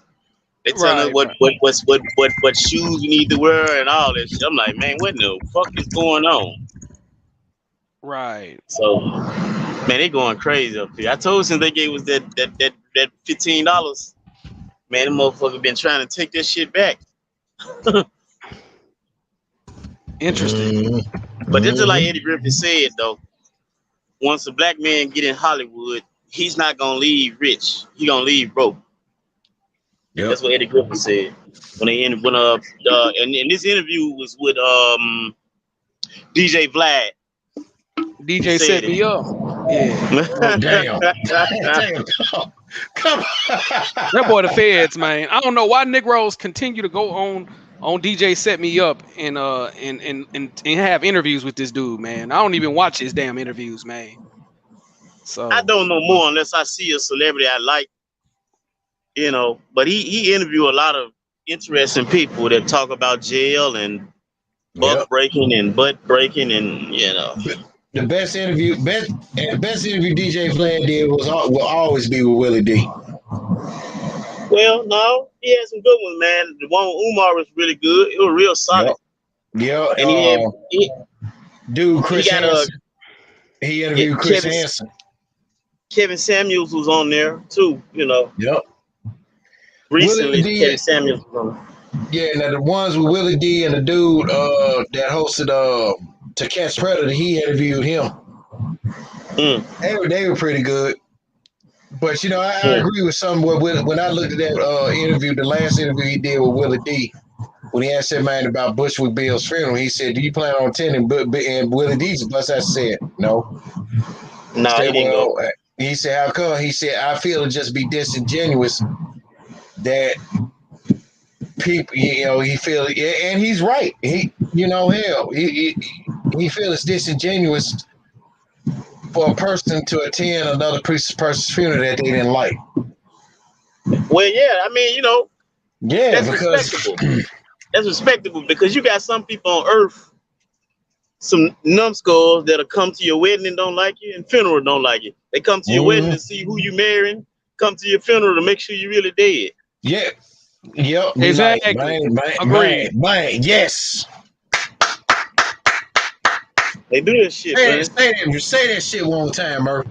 And the bar come for Jim J. Smooth. I ain't gonna let me say it again. I said it again. Say that shit. Yes. There are some people that come to your wedding to see who you marrying, and we'll talk about it. And there's some people that come to your funeral to see if you really did. Probably a job too. There'd be a lot of folks on job come to funerals too. Yeah, he really did, y'all. Motherfucker don't believe nothing. Hey, but I'm finna make a historical comment here on that. When Willie D said that shit, it made me think back when my pops passed away. Mm-hmm. Some people, they came out and told me they couldn't make it. I had one dude that once I told me he was trying to come, he was trying to figure out a way to ditch work just to attend the funeral. I mean, that's how much respect my pops had. But then the others that didn't bother to attend, I'm like, okay, well, they really didn't like him. Like I asked one guy, I'm not gonna say his name. Hey man, I thought you said you was coming to the funeral. I want to spend time with my kids, man. I spend time with my kids more important. Okay. No, like he said, it's disingenuous. Wait a minute. Hold on. That light popped on for me. You can't spend time with the kids. You ain't got no other day to spend time with the kids. Daddy, you daddy. I don't know, man. Jim, I ain't the smartest dude in the world, but I'm confused on that one. Hey, talking about, man, I want to spend time with my wife, my kid, man. I ain't had time. Oh, okay. You see them all the time, though, don't you? Unless you just got out of jail. Exactly. Thank you. I don't know, man. Now you work every motherfucking day and shit. But you couldn't attend you couldn't attend the wake. I can understand if you went to the wake, yeah, but you couldn't go to the funeral. Okay, I can understand that. You wanted to go to the wake instead of the funeral. Hell. My partner died. There wasn't no excuse. I'm also gonna plug my girl, who Jimmy gonna be interviewing on his show whenever, depending on how their schedules are. Shout out to my girl Jessica Cowan. Me and her, we've been cool. We've been friends 15 years. She said, shit, she tried to make the funeral, but I think around about that time in 2017, that shit in Puerto Rico hit. So when when you work in international, so when a natural disaster hit one of their markets, FedEx gonna act a fucking fool. So she couldn't make it, but she also told me, and without saying names, and it pissed her off. Some motherfuckers was worried about, was I coming? Talking about CJ gonna come. CJ and that wife he is gonna come. See, where does this energy come from, man? To be worried about shit like this, man. But hold on. I'm finna tell you. So she was like, She told me, said, and it was a guy, and I ain't gonna say the name because I'm gonna later own his ass. I'm gonna own his ass at a later time.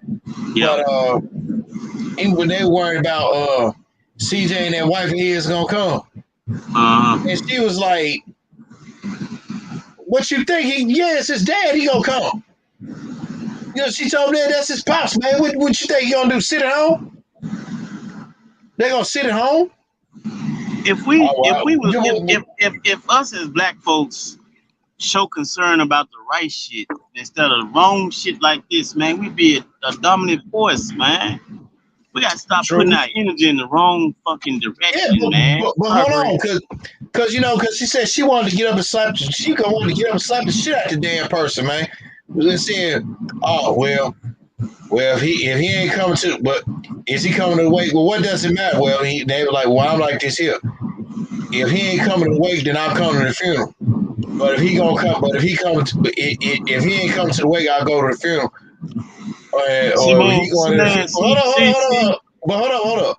Let me just say that before you finish, though. That's hate, man. That's self-hate. Yeah. But if he going to the funeral, I'll just go to the wake.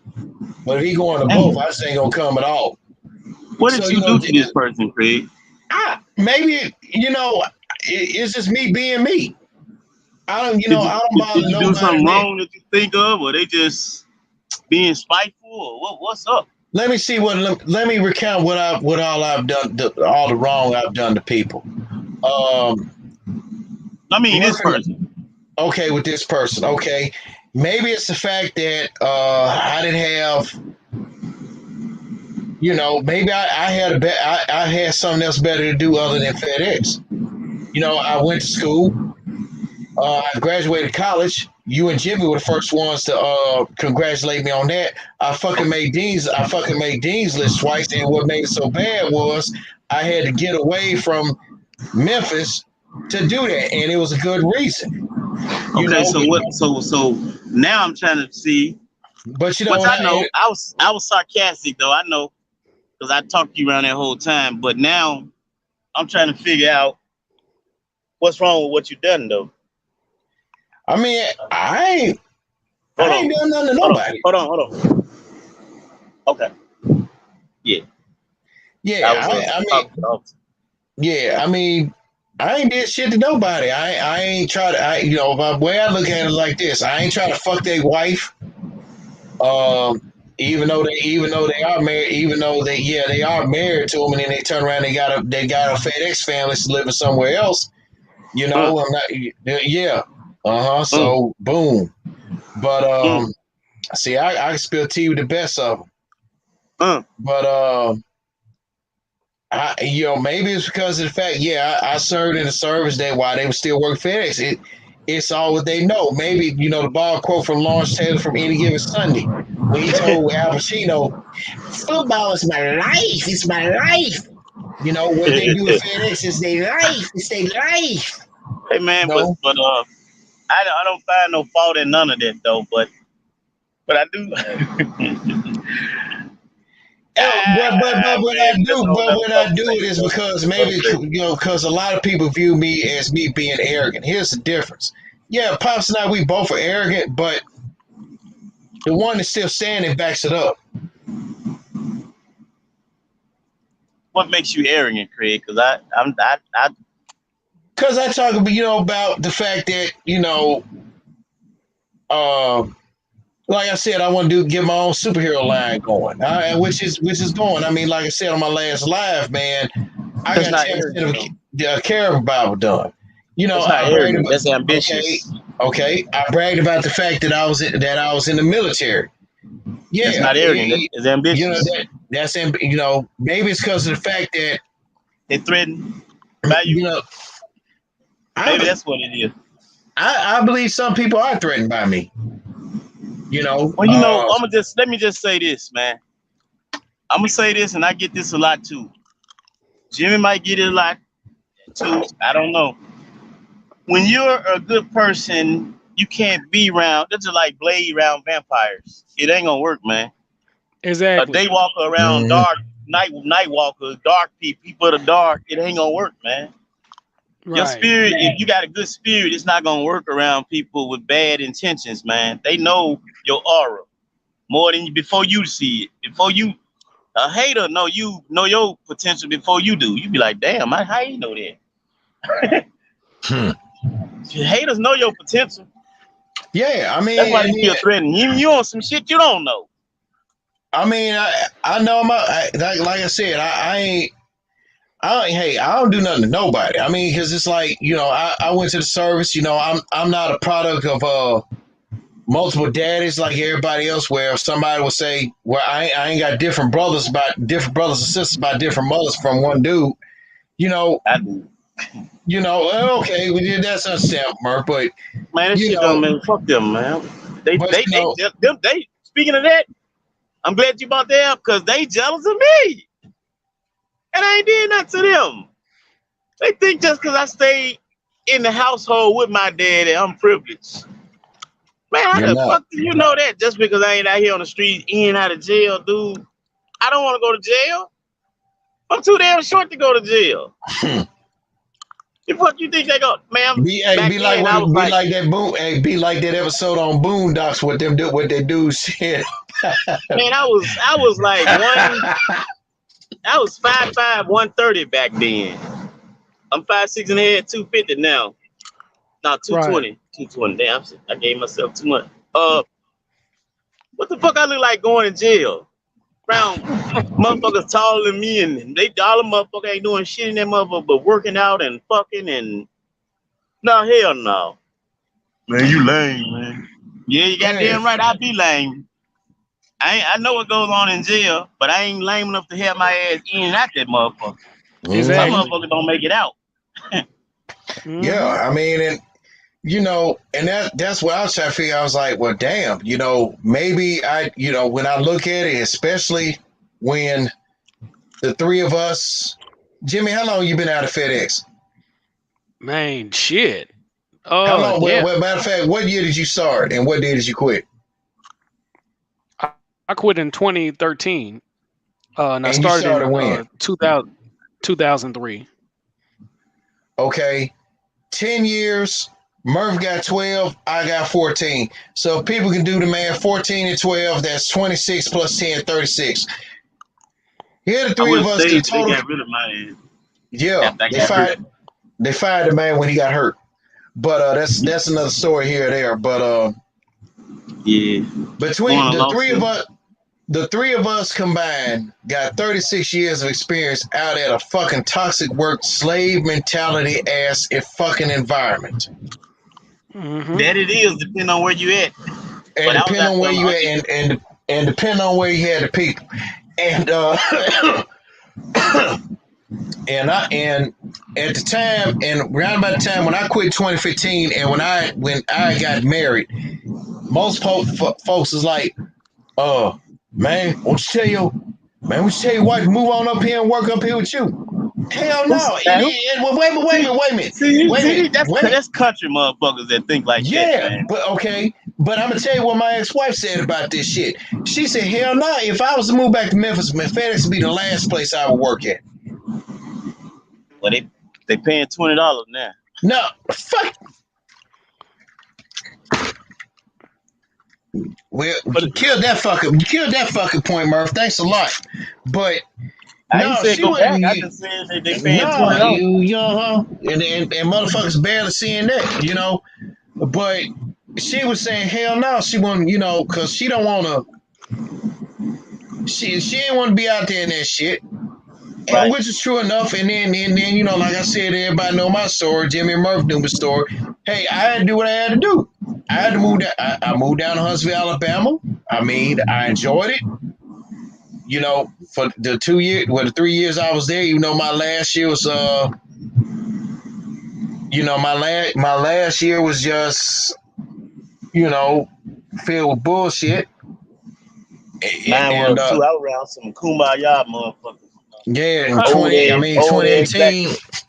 2018. Hell, divorce problems, and like I said, I got divorced and shit, and then divorce proceedings was final, and then You know, like I said, where she made me angry at, you know, out of the 3 children she had, you know, how you gonna listen?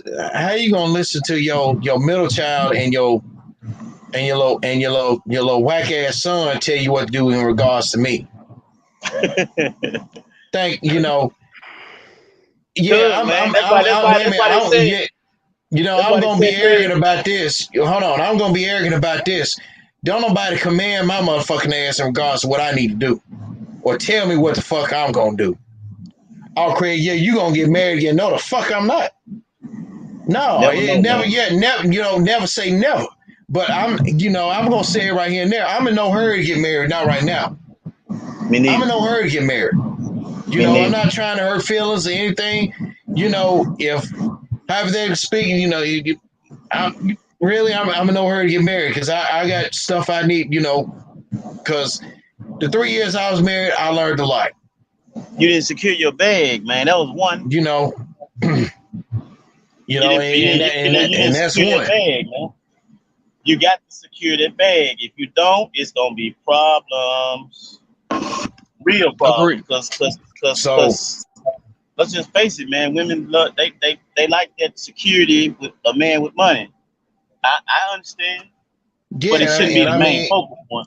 you know, and you know, and really, that's true. And you know, me being the man of the house and shit, you know, with what I had left, yeah, I did manage to take care of business, but in the end, I was made to be, I was made out to be look like the bad guy in a son, and like I said, in her middle daughter's eyes and in her son's eyes, you know, but you know, the oldest one, who I still call my stepdaughter. I mean, me and her, we still keep contact every day. She doing damn good for herself, you know. And I ain't had, and she's the only one I never had issues with. And Kevin Samuel, hold on, Craig. Let me say something. Kevin Samuel said this, and it's true, but these days it's kind of inevitable. Don't marry a single parent, man. Don't marry a single parent. That could be a problem. And you step now. I commend you, but man, that was a death trap, man. All them motherfucking kids, man. You saw the problem that you had. yeah, but like I said, like with the oldest one, man, that's the shit. She out on her own, you know. I mean, Yeah. and we were cool. You ain't no work. We still are to this day. I mean, I check on the kids and stuff like that. Find out how all the kids and shit doing. Just tell me she doing good. You know, she got her a good job. The middle one, she like I said, the middle one, she lives in Decatur, Alabama. She works at a hospital and she lives close by. I can Yeah. basically say in residence of the hospital. And her son, he let me be nice. The one that wrapped Yeah, the truck around the pole. no, Which one is the one that wrapped the Hilarious. truck around the pole, man? the shirt around the pole. Wrap the truck around the pole. Yeah, that's her. That's him. That was him. So Hilarious. Man. Jimmy, did I tell you that? I told you that story. Man, wrap the truck around the motherfucking light pole, I man. told Jimmy that story live, and man, everybody was on his network like, "What the fuck?" And I sent Hilarious. Jimmy the pictures, and that had Jimmy scratching his head like, "How the fuck you do that?" He had Yeah, to be drunk, man, or real high. no, he wasn't drunk or high. Well, what the hell was he? How the hell did you Okay, do that okay. At the time, okay, when I was going to Remington College, now he did this shit. Not Remington College. What the fuck? Virginia College in Huntsville. Okay, he did this shit. He did this shit on fucking Mother's Day of 2017. then? Lord. Okay, so I showed one of my classmates at the time. He used to live in Tacoma. When he looked at the background of that, when he looked at the background of that photo, he said, "Yeah, he had to be speeding around there to wrap that damn truck up around that pole like that." Cause it's a mountain area, and my old classmate lived in Tacoma. He said at that area, if it tell you do speed limit of 40, and when it's raining, you better do 20. Cause you just can't be just speeding around like that, like you in the Indy 500. Cause it's shit.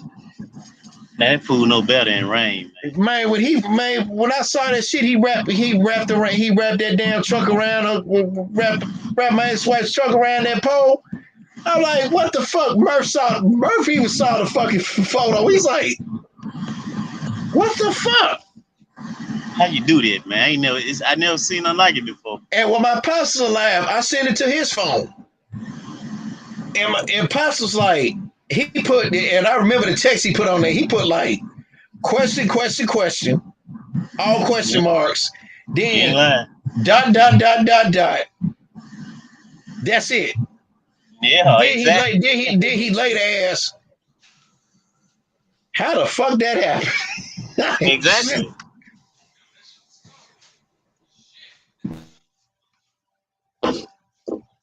Yeah, so okay. Well, Murph phased out, but Jimmy, you remember that shit, man. When you said that shit, you was like, and I think I said that shit in the sports entertainment group. Corey Wolf was like, wait a minute, what? Like, what the fuck? That was comedy, man. That's just straight comedy. And you know, that time my ex-wife was a fool for letting that man drive the truck, because I would have told her, I said, look, you should have paid that damn shit off and got your title for that shit. She was 1 month away paying that motherfucker off before it got wrecked. Hilarious. Man, hilarious. Yeah, it was hilarious, bro. Mm-hmm. But shit, damn. Well, yeah, Murph had to get off. He on them fucked up days and shit, looking crazy. Yeah. Damn, what else we had? What else we had planned to talk about, man? I mean, the NBA Finals. I mean, we already said. I got without Giannis, I got Phoenix in 5. With Giannis, I got Phoenix in 6. What's gonna do Milwaukee is they rely on the 3-point ball. What's gonna do Phoenix is an injury to somebody, either to Chris Paul or Devin Booker. I think they can still win without Chris Paul. I just don't know if they're gonna win without Devin Booker. That's the thing. But I hopefully Chris Paul stays healthy enough to lead them there. So I think they can do without Chris to a certain degree, because they showed in the Clippers series they can go without him. But and they got his spirit. They got the spirit of Chris Paul. So if they had relied on him to be there for every game, then I don't think they would be in the finals right now. So they can kind of go without him now, because he gave them the mentorship that they needed to go all the way, man. So yeah, I got Phoenix either way. I mean, the only way the Bucks win this series is if they go 50% from the 3-point line. If they can go 45-50% from the 3-point line, then mathematically speaking, I don't think Phoenix is gonna fuck with them. But if they shoot 17 threes, if they shoot 45 and make 17 or 15, that's gonna play into Chris Paul's hand, because guess what? That's easy transition basketball for him. You know what I'm saying? So that's gonna kill them right there. So I got the Phoenix in 6 games. I got Phoenix in 6 games. What about you, T? 6 games, you're right. The only way I see the Bucks beating them if Giannis get off this damn bench and have monster game every fucking night. But Chris Middleton, I ain't gonna lie, damn, he coming around, man. If they have monster game, I believe Phoenix can shut them down, though. Shut Middleton and Giannis down. But I don't know, man. It's gonna be interesting. But I pick Phoenix, though. Right. I pick Phoenix because they got a lot of defensive players on their team. Yeah, and then plus it's really oh God. Jay Crowder destroyed the Jay Crowder really destroyed their ass in that 6th game, man. Shit, damn near 6% of his threes. And locking out, woo. Yeah, man. He was yeah.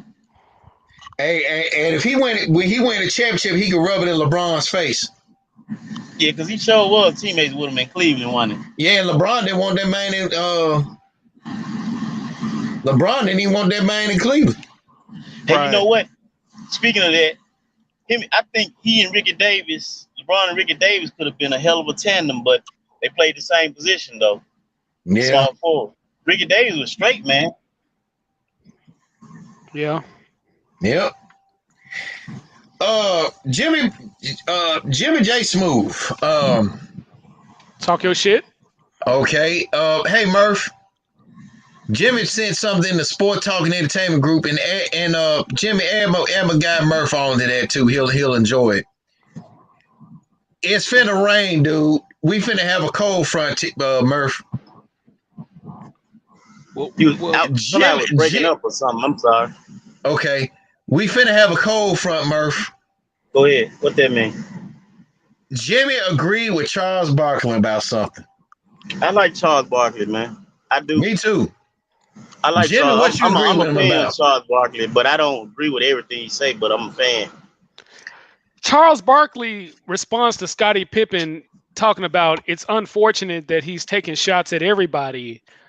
I have to agree with Charles Barkley on that because, you know, me too. Because me three. You know, when you taking shots at a guy that looked out for you, like Michael Jordan. Michael Jordan because of you, man. Yeah, and he got endorsements because of Michael Jordan. Not only that, Michael Jordan. Mike helped him get a lot of those endorsements that he got. He went to some of the CEOs and told him, get my boy some endorsements so he can have money, because Scotty was talking about leaving the Bulls after the first championship. A lot of people don't Sean Kemp. Yeah, I mean he was supposed to be drafted by the Supersonics. That didn't pan out. But they also had a prime Xavier McDaniel before whatever happened to him after the Knicks. But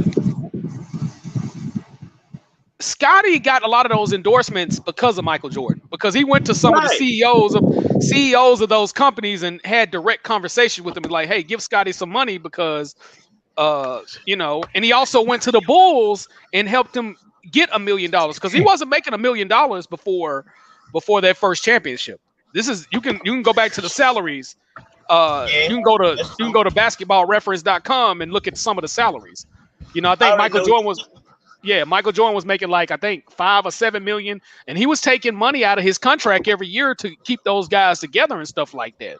So Scotty, I don't know what type of drugs, what type of flakka, what type of cocaine, and believe it or not, Scottie Pippen, and I'm not joking, he does have a history of doing drug uses. That's indisputable. They said he never, and after further research, they said he never tipped at restaurants. That's true. I mean, that's his prerogative. Let me. I'm not that type of pettiness. That's his prerogative. If he don't want to tip nobody, that's his fucking prerogative. I'm not gonna get on him for that. But him taking shots at everybody, just going in on everybody, talking about you as the real leader of the Bulls. He been saying all types of dumbass shit.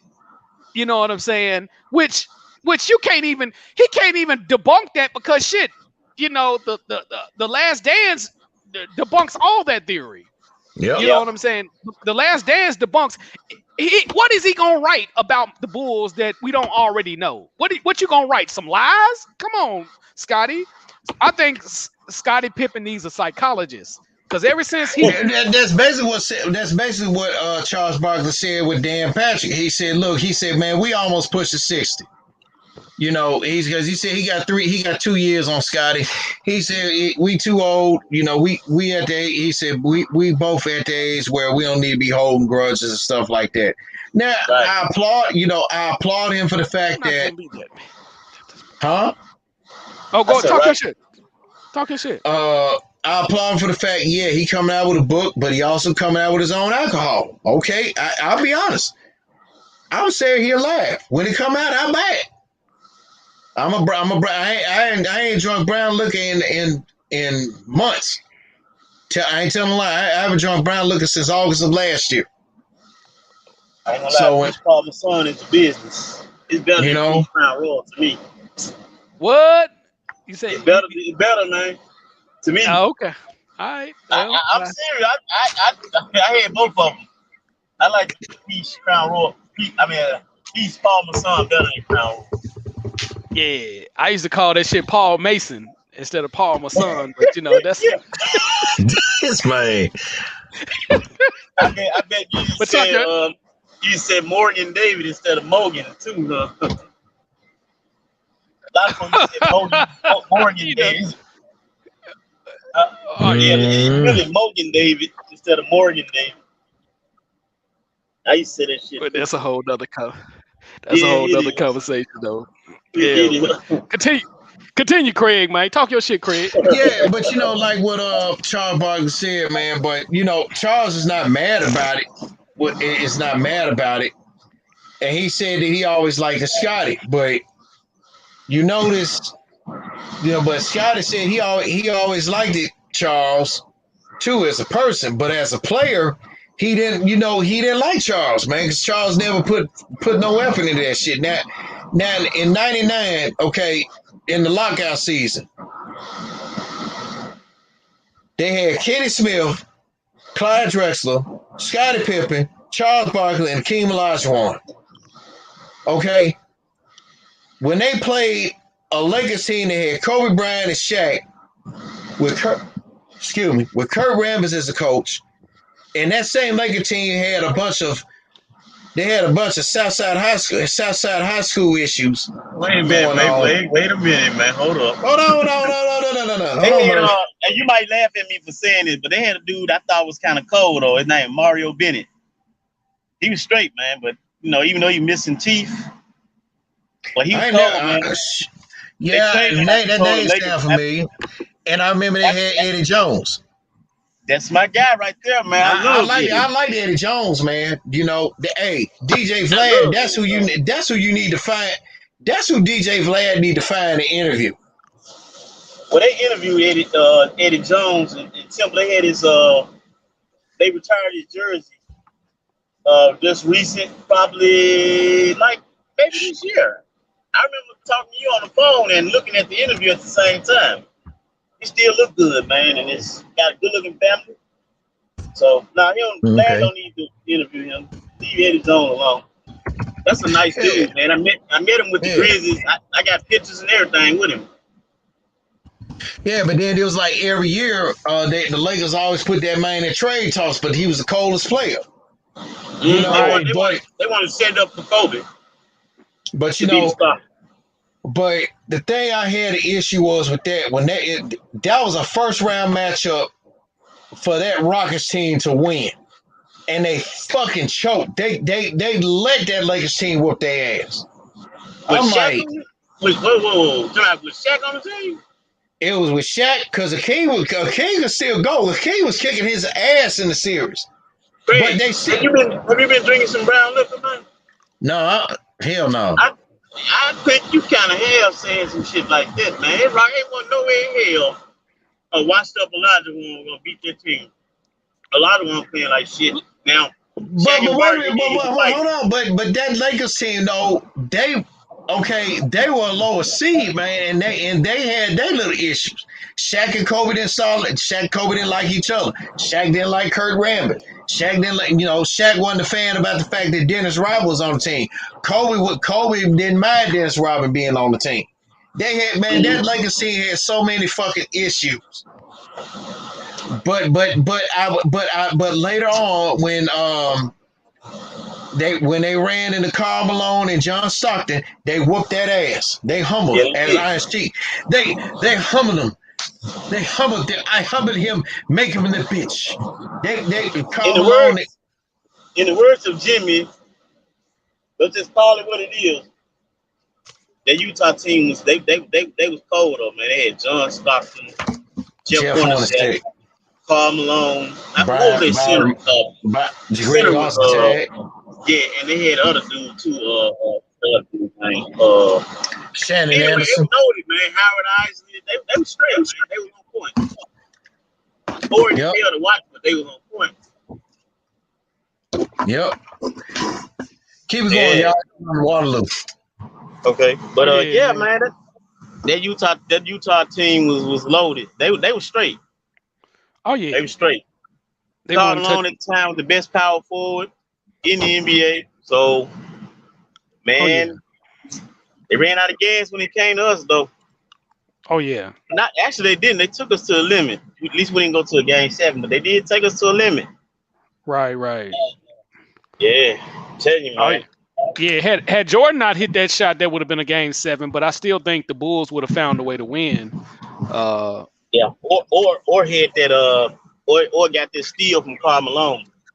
Oh yeah, yeah. Then yeah, we would have been a game. So we wouldn't be having this conversation. Oh yeah. But Utah, they weren't no sorry ass team though.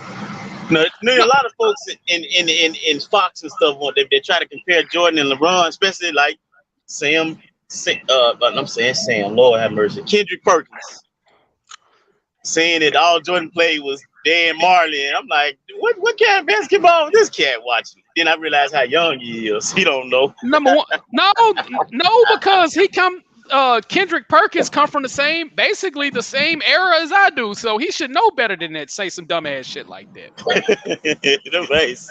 The thing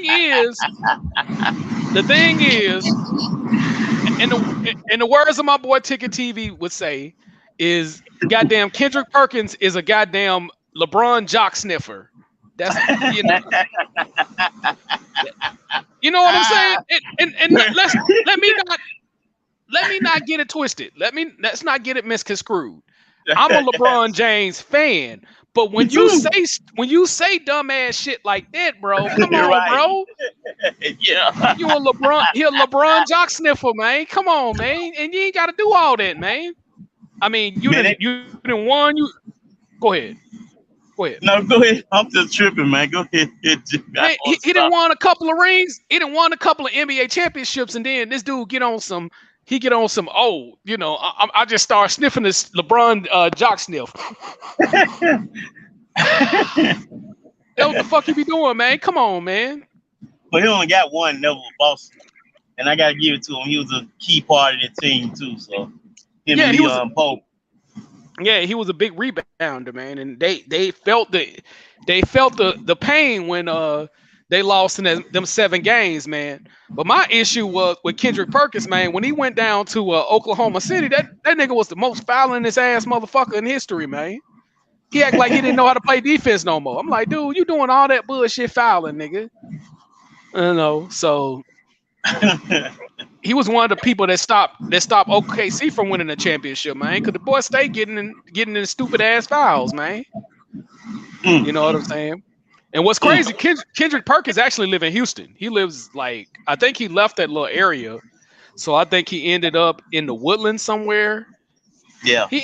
You know what I'm saying? So he got away from that little part of town after that little incident with his daughter or his child. Yeah. So. But yeah, he lives here. A lot of people live out here in Houston, man. But yeah, it's he a lives big here. City, man. Real big city, 4th largest city, I think. Yeah. So yeah, that's with goddamn Kendrick Perkins ass though, man. But I don't know what the hell he jock sniffer, man. But I know some guys that are, man. I ain't lying. They ain't never played ball a day of their damn life. Maybe play at the gym, at the local gym, but damn. But Reese, do your research at basketball. I'm still learning in basketball. I listen to this guy on YouTube named Too Raw for TV. He's a pretty good basketball historian, man. He keep me on top of my game too in terms of basketball, man. So I'm like that with football. Like you are to basketball, I'm like that with football. I'm still learning history with a lot of stuff. Just like when you talking about Bear Bryant and all this stuff, I was like, wow, I'm still learning it. But basketball, I got it. Shit. You guys might got me into football, but I'm a basketball connoisseur. So. Oh yeah, but like I say, compared to when compared to me, I think Too Raw for TV is me on steroids. I give Wow. and Wow. when it comes to when it comes to that basketball knowledge, man, I'm an arrogant motherfucker when it comes to basketball knowledge. But I will say that's one motherfucker I'm not debating on that. We'll have a conversation, but I'm not debating them on basketball knowledge. No. Hey, I be listening to Raw for TV, and I don't even try to question his basketball knowledge. Now, and I don't even get. Well, I said I had to unsubscribe from his channel, Ticket TV. Mm-hmm. He know what he be talking about, but he sometimes be too. He be too emotional. You know, I'm like, damn, man. I will say that. I will now that's constructive criticism. Yeah, Yeah. he be too emotional on a lot of stuff. If you correct him on his facts, he be wanting to hurry up quick to block you. Nigga, come on, man. Yeah, now see that right there, that ain't a motherfucker even worth talking to anyway, man. That's a damn sissy, man. We agree to disagree, man. What the hell I'm gonna get mad at you because you correct me or like well, you already do anyway, Craig. I call you school teacher, so Craig correct me on grammar and everything. Shit. But he makes good points. He makes good points, but I'm with Craig on that. He does be too emotional. He do make some good points, man, but he be all the ball quote what Murph say, emotional. You know, it's a spin of another word, but I'm not gonna call him that, but he's not that. It's too many dudes like that, man. Being let's just put it like Jimmy said. Let's just call it what it is, bitches. Yep. I wouldn't go that far with him. No, when I would take it to him, but I'm just saying too many dudes. Okay. Yeah. But feminine dudes, man. I agree with that. I agree with that. Yeah. So, but what do y'all think about Bill Cosby getting out of jail, man? I mean, damn, why you don't put him in jail older he is anyway? You know, this thing is. Me and my mom was talking about this today. Uh-huh. The thing is, man, first of all, if you come in my courtroom, I'm the judge. I ask these women, why is it taking you so long? Why it took you this amount of years to come up with this now? Mm-hmm. Why? Why now? Yep. You know, why are you talking about this now? But my life was threatened. Your life still can be threatened now. Why are you just now coming up with this? All you women just now coming out. To me, I just think this shit should have been thrown out the first time. Thank you. Should never did no jail time. He too old. What the hell putting an old man in jail gonna do? Okay, well, but see, here's another thing. I'm not comparing Bill Cosby's situation to this person. That shit. Hold on, Craig. I want to finish. Let me say this. That shit that was done back in them days, I felt like that shit was consensual. They put themselves in that position. Y'all partying. You already know what goes down at parties. It's gonna be some drugs. It's gonna be some this. I mean, don't play dumb, man. But women like to play that victim stuff, man. When it's time to get money and shit. But also, they also volunteered to take those Quaaludes or Benadryl or whatever Bill Cosby was giving them. Because are you serious? Yeah. No, yeah. Because my God. Oh no. Because see, Benadryl. Wait a minute. Benadryl back in the day, bro. Mm-hmm. It was fucking potent back then. Like we talking about the 60s and 70s. It was a medicine I used to take when I got sick called 360. 36. That shit get the devil out of you. Father John. I remember I used to take Mom's had me take Father John. Father John. Get the devil out of you. Yeah. I called it the chocolate cough syrup. That motherfucker was chocolate. It had that chocolate flavor. That motherfucker was strong here, and you went to sleep like a motherfucker. Get the devil out of you. Ooh, chocolate cough syrup. Yeah. But go ahead. But you know, but like I was about to say, man, putting Bill Cosby in jail was like these motherfuckers years later want to try to put the late Jimmy Superfly Snuka in jail. I agree with that. But everybody accused Bill Cosby of rape. Jimmy Snuka was, and everybody said they know he did it, a murder, and they want to try to put that man. They want to try to put that man. They want to try to put that man in prison. But the man died because citing health reasons, and then they were saying he had, and we really don't know what the cause of death was because To me, they ain't gonna tell it. So My thing is this: this dude worth millions. The women gonna come around, are they not? True. Okay, Oh yeah. so if you bringing your little scrawny ass up in there and like Tupac, the women come around. How the fuck can a millionaire like that, good looking guy, millionaire, rape you? He got 1,000 more women in the room, and you think he just go pick you out 1,000 more? This shit be just, it can't come. Look, I'm not a judge, man. I guess I would be terrible by United States standards because I wouldn't go for half this shit that come in the courtroom, man. Well, also the prosecutor before the person that ended up getting hired as DA in Montgomery, County, Pennsylvania, the prosecutor before him, which is the reason why the documents in the first trial was sealed. It was sealed because Andrea Constad did not have enough evidence against Bill Cosby. Granted, the Montgomery County District Attorney's Office had went in Bill Cosby's house, looked through all the surveillance cameras and surveillance videos, and they found nothing. So the district attorney out there in Montgomery County, Pennsylvania, ended up. Lord have mercy. He ended up giving her a lifeline to settle a liable suit.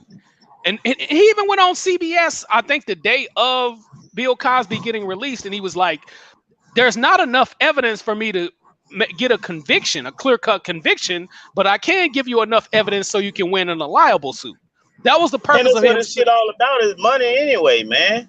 And that was the purpose of him sealing those documents, because he knew he didn't have enough evidence. Because, as I said before you got out of there, the Montgomery County District Attorney's Office went into Bill Cosby's house, which the media is not going to tell you this. They went into his house and they looked up all his surveillance cameras and they found nothing.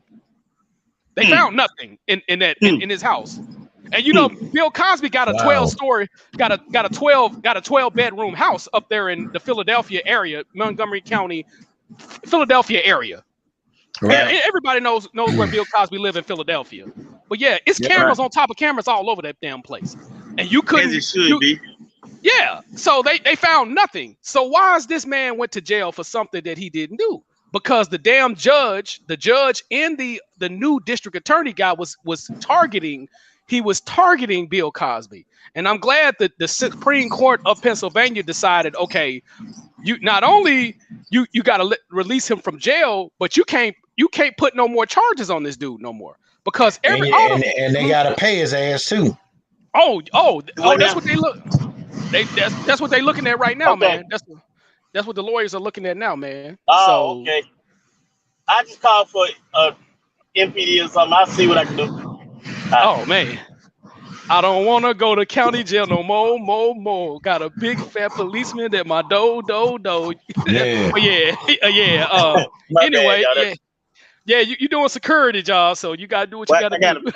I got a police officer here with me, but he said he leaving, so shit, I'm by myself now. Dang. Okay. Yeah, but he outside. He ain't got no freedom no more. Oh yeah. T Murphy ain't got no freedom. This a cool gate, but it's crazy too, man. Well, your job is to observe and write down information though. So they want me to do a lot of more other shit, man. Damn. Hold on, you guys. Y'all go ahead. Hold on. Okay, do your thing, man. Yeah, do your thing, Murph. Yeah, I mean they gonna have to pay this, man. I mean, shit. Oh yeah, and that's what they're looking into. Bill Cosby's attorneys are looking into a liable suit. They're looking into a liable suit as they should. So I'm gonna take care of it. Yeah. Oh Lord, Murph got us listening on his shit. But man, all this shit that's going on. I mean, if you wanted to. I mean, they was afraid. They probably was afraid to do something to him then, because Bill started to become a little bit too powerful. You know. You think about it back then. So now they wait till he in a weakened state and shit. and they wanted to start attacking, but I'm gonna get the gate there. Oh yeah. So, but it was never enough evidence to even make a conviction anyway. It was just I'm white and I say so when it came to this shit right here. So I'm glad the brother's out of jail. I hope he bankrupt the state suing the hell out the motherfuckers because and I also hope he don't be trying to still get them girls to taste his pudding pop. well, the dude is blind now. So I mean, I know he's legally blind. That's what his first lawyer that defended him, Bill Cosby's legally blind right now. Yeah, he can't see, or he got minimal vision, but he can't. And because Bill Cosby had to have a guy to go take him to the restroom in jail. So yeah, he's blind. Yeah, unfortunately, Dr. Cosby's blind. Yeah, so yeah, they put a blind man in jail. You know what I'm saying? So that's fucked up what they did to him, and I hope he sued the fuck out of him. And I'm glad he's taking up for Felicia Rashad as well, because he didn't waste no time. As soon as he got out of jail, he was like, "Man, y'all violating this woman's freedom of speech," because Felicia Rashad is the dean of the performing arts thing out there, and they call her for a job because she defended Bill Cosby. I'm like, Bill made this woman's career. What the fuck? I would expect her to defend Bill Cosby. He made her career as well as Angela Bassett. Angela Bassett was on the Cosby Show. A lot of people don't know that. He put a lot of prominent black people on. So she was on.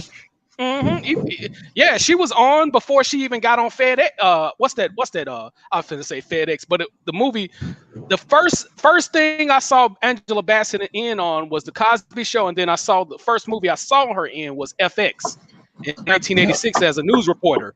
So yeah, but he gave her start. He gave several people their start. So my thing is, they need to leave Cosby alone, man. There was never any evidence of even the 60 or however many women that came out. They never had enough evidence against Cosby because all them chicks end up getting cross-examined and they've been debunked in court.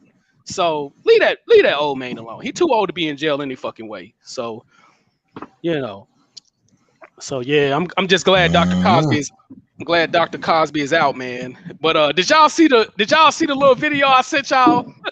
Yeah. Cause suck my pudding pop. We can make that pussy pop. Make that pudding pop.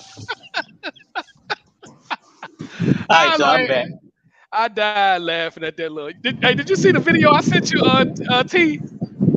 Yeah, I laughed at that shit. I put Ella. I think I was on my way to work and I ain't had time to give my response I wanted to give. But yeah, I saw it. Man, it's stupid, man. This shit was.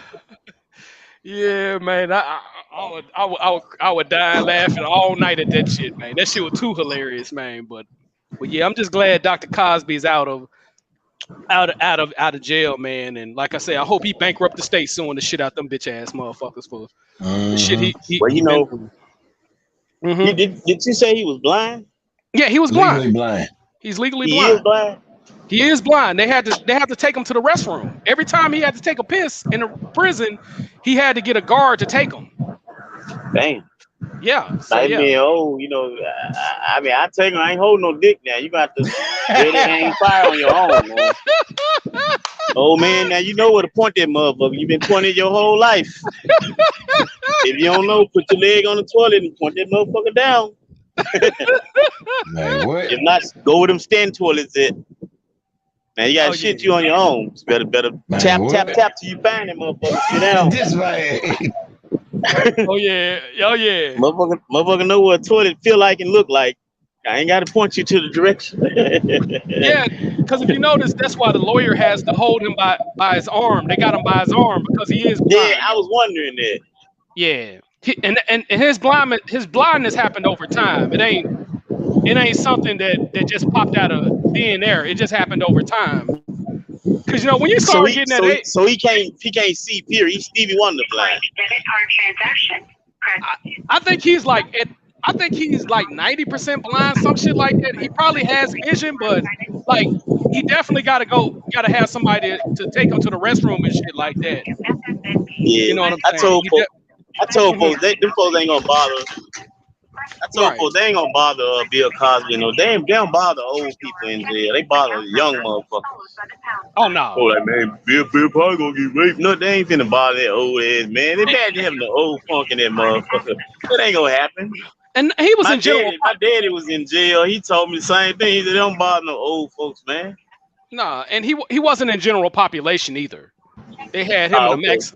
They had him like in a maximum security prison anyway. So no, they didn't have him in general population. You You know, mean had he low security? Was it say low what? security or max security? If it's max security, they had him in protected custody. Pretty much, basically, Oh, pretty much, yeah. He was in yeah. protected custody, man. He wasn't. Nobody was gonna fuck with him because they knew what time No. it was. They knew what Yeah. time it was. So no, he was never gonna be bothered. And Yeah, then like, he out right now. He gonna make everybody. He gonna make the state of Pennsylvania taste his pudding pop. Man, shut up, man. Shut your ass up, man. gotta make that pussy pop. Go suck my pudding pop. Man, shut the hell up. Oh yeah. I can't T Murphy because I'm Bill Cosby. I'm finna make everybody. I'm finna make the Pennsylvania state of Pennsylvania pop it. He tastes my pudding pop. I caught wind of the conversation though when I was talking to the police officers. They switched out. One came, one left. Okay. And That's what's up, man. man, props to Felicia Rashad, man. I like her even more now. I always Ooh-wee. Oh have yeah. liked her. I thought she was Who always didn't? pretty though. I always thought she was pretty. Oh yeah. And, Especially and when back I when yeah. she was. Mhm. Yeah, go man, ahead. lucky man. Who? Amar Rashad, lucky man. He ain't Well, with he her no was. more. They ain't together no more. They ain't They together no finished more. the boys. I said You ain't Amar know that? Rashad was. Long. I thought you said he was a lucky man. Man, I said was. but they was a pretty decent couple though. Oh yeah. Oh yeah. When I saw her acting the remake of Raising That Son, oh my god, man, she can act. Ooh. Damn, dude. You know the part where P Diddy? Have y'all seen it? The remake with P Diddy in it, Raising the Son. Uh-huh. Oh yeah. Yeah. For sure. For When sure. he lost that check, boy, she was acting her ass off when she was crying about the money. They almost got bankrupt. Mhm. She could act, man. She could seriously act. Yeah. Yeah, and of course Power. And I'm probably the only somebody on earth that like Empire better than Power though. I feel you.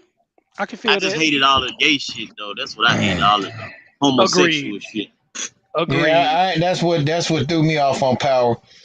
Now not But Power. Empire had all that homo shit. Power yeah, didn't have all that. but not as much as that homo shit. I don't know. Power was straight too though. I like Power. I liked it. It's Yeah, just Power's a little better. not in my opinion, but okay.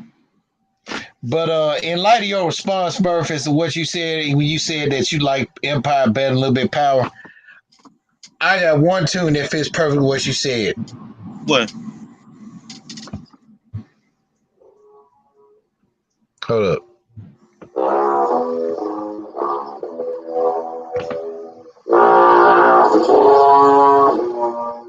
What the hell is that, man?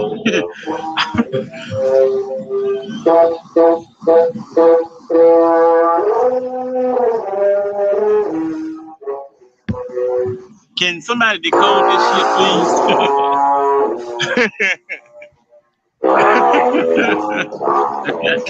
Jimmy, no. Jimmy, what the hell is this, man? Can you explain this shit? Even Jimmy listening for a minute.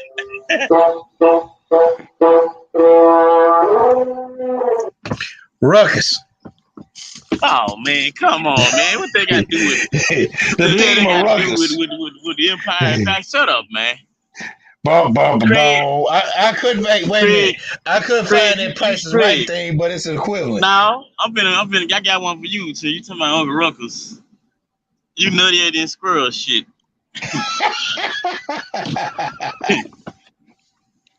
Hilarious. No, but seriously though, I mean, I don't know. I just like Terrence Howard, man. And I'm gonna make me a Mega Man shirt too. So yeah, you gonna put Terrence Howard's face on it. Yeah, Mega Man 2, man. Mega Man. Oh yeah. Oh yeah. I'm gonna put it in the group and let them see what they think of it. I know they're gonna trip, man. No, they coming with all sorts of ideas in the Mega Man group. So I'm put my shirt in there and say Mega Man. Mega Man. Mega Man. Yeah, Mega Man. I'm Iron Man. and yeah, Terrence Howard a good actor, but he fucked himself out of some good roles though. That man had the potential to make a shitload of money within Marvel Universe. You can't say that though, Craig. Wait a minute now. You know how Marvel is though. Marvel cheap. Marvel be trying to be cheap and shit, man. They running away good actors and shit. They be trying to be cheap, man. They have, like I said, blockbuster movies and running away and don't want to pay the actor, man. Actor ain't finna pay $3 million in your movie $1 billion. What the fuck is wrong with them? Exactly, unless they're gonna get back end money. If they're gonna get back end money, and a lot of times Marvel ain't trying to pay that back end money like that. No, Craig know better than that. Hey, what? So I agree with that. I totally agree with that. I've been on Marvel. Hey, I'm gonna tell you another. Right, because you've been saying it. Yeah, I've been saying it, and to an extent, DC Warner Brothers. Them too. Same thing. All these big companies be trying to do that shit, man. Why do you think Christian Bale didn't come back for Batman and Superman? The price tag was too high because Christian Bale is an Academy Award winning actor. So when you win an Academy, what he win for? He won for the boxer. One of them damn boxing movies. Oh yeah. Wait a minute, was it? Yeah, that's wasn't Heath Ledger. He won. He didn't win. He didn't win for Batman. He won for another movie. Christian Bale won for another movie. I think it's called The Boxer. It was that movie where Mark Wahlberg was playing Mickey Ward, the actual boxer Mickey Ward, the fighter. He was. I think that's the movie name. I want to say, but Christian Bale is an Academy. Christian Bale is an established actor, so yeah, he's not gonna take that soda pop ass. No, not an Oscar winner. No, hell no. When you Oscar, that's a wrap. You pick your own salary, just about. Exactly. You know what I'm saying? Now, if you making Will Smith type money, then it's really Will Smith got lucky because of the agency that he was with. But he produces his own stuff though, and not only. Well, he didn't start producing his own stuff until after Independence Day. Like the Men in Black series, that's when he was able to make that Denzel type money, make that $20 million money and stuff like that. So that's why he gets paid like $20 million plus. He get a percentage of the revenue. That's good. He get a percentage. That's good too. Yeah, so I'm for him, man. I like Will Smith. Oh yeah. Yeah, me too. I even like Jada. I like both of them, but that's why I don't comment on a marriage. They to me, I already knew that marriage was open anyway. It was open. So I mean, what the fuck are we talking about? They had it open. So what's the problem? My issue with her is she just be talking too goddamn much though. That's my issue with her. More than anything. Woman, that's what they do. Not like that. Not to that extent, bro. Come on, man. Not to that extent, bro. But I wish it was me, man. I wish I was August a scene. Damn, I'm unlucky. I get all these junky ass motherfuckers liking me, man. That's another story though. Might be because they can feel certain. It's your energy, man. It's your energy. Man, probably, I try to have shit. I try to. Oh boy. Oh boy. But you probably gonna. I know everybody need love, man. But goddamn, man, don't make me the dump truck nigga, man. Shit, dump it on Murph. But you gonna nobody probably love me. I guess I dump it on Murph. Make Murph love me. Yeah. Get Trey Murphy to like to like me. Shit. Yeah, don't you start, man. Shut up. Hey, he had some chick tell him, T Murphy, you belong to me. Man, bitch, I belong to you. Murph told him, I don't belong to you. You belong to me, goddammit. You this, man. belong to me. They be doing a lot of these women be doing the most, man. I can't just say Memphis women because when I get online and shit, them motherfuckers be crazy everywhere, man. Social media has fucked a lot of stuff up. I like social media, but goddamn, man, that's supposed to make things better. People make shit worse with they bringing their problems to the shit. Yep. Every day, fuck the world, fuck everybody. Don't contact me. Hey, everybody, y'all been trying to contact me. I changed my number. Wait a minute, a mutual friend of ours, Jimmy might know her. Not Shay, Trey, Shay. She did the same thing, man. When her grandma died, she was grieving and shit. I understand that, but she busts out, leave me the fuck alone. Don't contact me. Fuck everybody. That was the status. Later on that night, I changed my number, so if anybody been trying to call me, inbox me for the number. And I said, well, damn, I thought you didn't want nobody to contact you.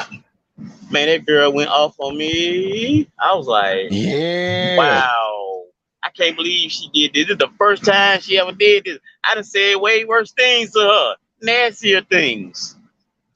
God, I said, damn, God damn. I still question about with that mutual friend of ours. I still question about how with your profession how the fuck you living the way you is. What? Big ass house and shit and all that.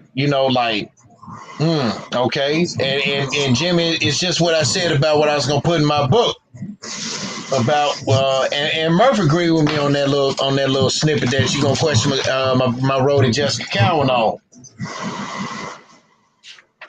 When I said talking about with FedEx, I said the people that you see has a fancy home, drives the nice cars, and wearing the nice clothes, but they will never tell you where or how they getting the money. Cause man, look, listen. Now I'm glad you said that because I can elaborate on it. Same thing with me in this t-shirt clothing business, man. I get so many people that like their shit so much, but man, I said, well, you gonna share it on Facebook, dude? When you put it on Facebook, tag me and share it. Nah, man, shit. I don't want nobody looking like me, knowing where they got this shit from. No, goddamn, man. Come on, man. Get out of there. That's the same thing with this. They don't want you to be like them. They scared you gonna look like them. Man, I don't got the same taste like you got. That's what I'm saying. And then these hold the thought, my bad. And then these are the same people, man, that grew up from nothing. Grew up with nothing. Can't say you privileged. That nigga talented, man. I don't want nobody to look like me. Dude, they might not want the same shit that you got, but they want something similar. It draw them in, but man, I deal with that a lot in this game, man. I'm like, man, boy, they get on my goddamn nerves, man. But when they get somebody else, boy, they praising the fuck out of them on Facebook. But then when I delete them, it's something wrong, man. I don't know what the fuck wrong with Trey. Look what you just did, man. Look what you been doing, dude. You holding me back. You ain't helping me grow, man. You stunting my growth with my business, man. I gotta let you go, man. Yeah. And that's like, and Jimmy, I'm gonna go ahead and share this because Murph brought up something about kids and shit. I mentioned earlier, I got a friend of mine. I'm not gonna say her name. Okay. Now this how she is. Now she raised her two nieces by herself when their mom got fucked up from something. Okay. She raised two nieces by herself, and now these two nieces are grown adults. So now she found herself raising their children. Okay, the oldest one got two girls. Oldest got two girls. She got two jobs, but her two girls stay be with her all the time. Be with old girl all the time. The other one, she just loose goo cuckoo, and she got loose goose cuckoo. Where you get this shit from, man? I just came up with it because I'm gonna use that one. Loose goose cuckoo. Go ahead. Yeah, I'm using that one. Credit me with that. But I credit just like I credit Jimmy. I credit you. but and she got a 12-year-old son. Now his dad is in jail for one because he for being stupid. I'm talking about stupid. That stupid nigga shit. Call himself trying to rob somebody, and from what the story I got, the person he called himself trying to rob him, the dude that was defending himself, he gonna turn around and can't kidnap somebody. The dude kidnapped somebody. The son's dad kidnapped somebody. Yeah, that's crazy. So he in jail for aggravated kidnapping and aggravated robbery. So if you look up in the Tennessee bylaws, he got the aggravated kidnapping reduced to just regular kidnapping. So he got 5 years for that, but then he got 30 years for the aggravated robbery. So that's 35. So he spent a total of 35 years in jail. Aggravated robbery carries 15 to 60 years. Aggravated kidnapping carries life, 30 years to life. So he struck some little deal, but he's still gonna be in there. So by the time his dumb ass get out, he'll be old and gray, looking stupid in the world, be out of touch. His son hopefully learn how to be a grown man by this time. I don't know, man. That's if he don't die anymore. 35 years is a long time, man. True. Now old girl's nephew, she happily refer to him as badass. He is a badass because anytime when you didn't cook food for everybody to eat, like greens, roast, and macaroni and cheese. Right. And I'm gonna turn it down, man. I'm so sick of hearing yeah. Bravo. They Craig feel like he ain't work. Yep, that's why I paused like that. I didn't lose my train of thought. I was waiting for Murph to turn it down a little bit. But Jimmy, anytime, okay, now old girl cooked food for everybody. But what pissed me off was when I was talking with her one night. Said, and then you can hear him like knocking on the door, knocking on the bedroom door. Now she thinks something happened. This little nigga wakes up and asks her, "Hey T, get up and fix me a cheeseburger." What I was holding thought, y'all, and I know Jimmy gonna have something to say. Mm-hmm. What pissed me off with this was she got up and fixed this man some shit, and she wasn't forceful enough by telling her, "Hey, I cooked." Had that been me, be like, "What?" If you tell me you my nephew or something, you tell me get up and fix me a cheeseburger. Yeah, I'm be getting up. I'm be getting up and knock you in your ass, and you gonna be getting up. And after I done cook food for everybody, you gonna tell me to get up and fix you a cheeseburger like you can't touch the fucking goddamn house. So she got up and fixed it for him anyway, and later admit I got a spoil like that. Okay, well, it's not too late for your ass to break that man that habit because, like I told her, because when he get out in the real world and be grown, he gonna think he can do everybody like that, and when he get his ass whooped, it is what it is. Mm-hmm. This little motherfucker think he King Tut gonna command his, gonna tell his auntie to get up and fix me a cheeseburger, nigga. If Murph and I had told my mom, our mother some shit like that, we've been getting our ass up off the floor. Agreed. And henceforth is what I said in this live. Grown folks fuck up their children, whereas their children will fuck up their own children. Right. That's true. Murph dealt with some little jabroni. Mm-hmm. Well, he gone now. Murph dealt with some little jabroni, because this person wanted a whole order of shirts. Murph told this person how much. Murph told her it was how much it was going to be. Too cheap to pay the man the damn money. Okay, right. you getting quality work from this man. Right. So why you want to be cheap with him? But you gonna go above and beyond for a kid that for your child throwing these little extravagant ass fucking parties, birthday parties for them and shit. That's what's so fucked up with these kids right now, man. I agree. And to be honest, and there's some parents out there today, y'all asses don't really need to be parents. Because some of y'all weren't parented yourselves. And some of y'all were browbeated. Yeah. And y'all were browbeated. Y'all don't know how to be parented. Y'all don't know how to love, and you don't know how to. And really, y'all don't know how to talk to y'all. Y'all really don't know how to talk to y'all kids. It's just like the only thing that y'all, and I've said in my book about how with working, in which Jimmy's gonna cover again. I plug with Jessica Cowan. When she details about what it was like working with myself and Pops at FedEx and International. Pops had some motherfuckers tell him what to do with me who didn't have no goddamn children, and when they did have children, they didn't raise them. Because the only thing they knew about children is how to lay that woman down in the bed, spread her legs open, and pop it. Right. Shoot it in there. That's it. That's all y'all know how to. That's all y'all know how to do is be parents. Y'all, if y'all are parents, since some of y'all are parents, grown parents. If you got a grown child, yeah, that person's grown, but in the end, they're still your child.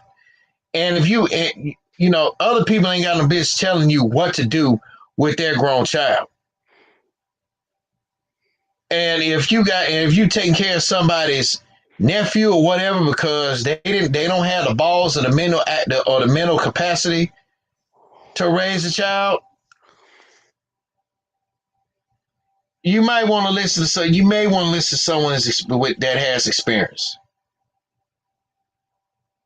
in your family. Because if you continue to let like I said about my friend with her nephew, if you continue to let this man be like the fucking King Tut, guess what? He gonna think he King Tut to all women. He think he's supposed to get his way. When he get his ass whooped out the street later on in life, by believing he gonna get it, by believing he still can get his way because who he is, that's not gonna happen.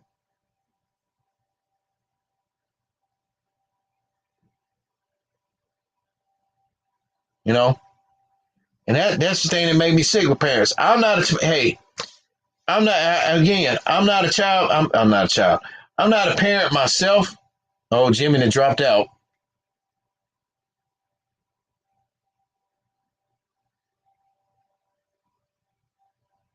Damn, what did happen? Jimmy that dropped out, y'all. What the fuck?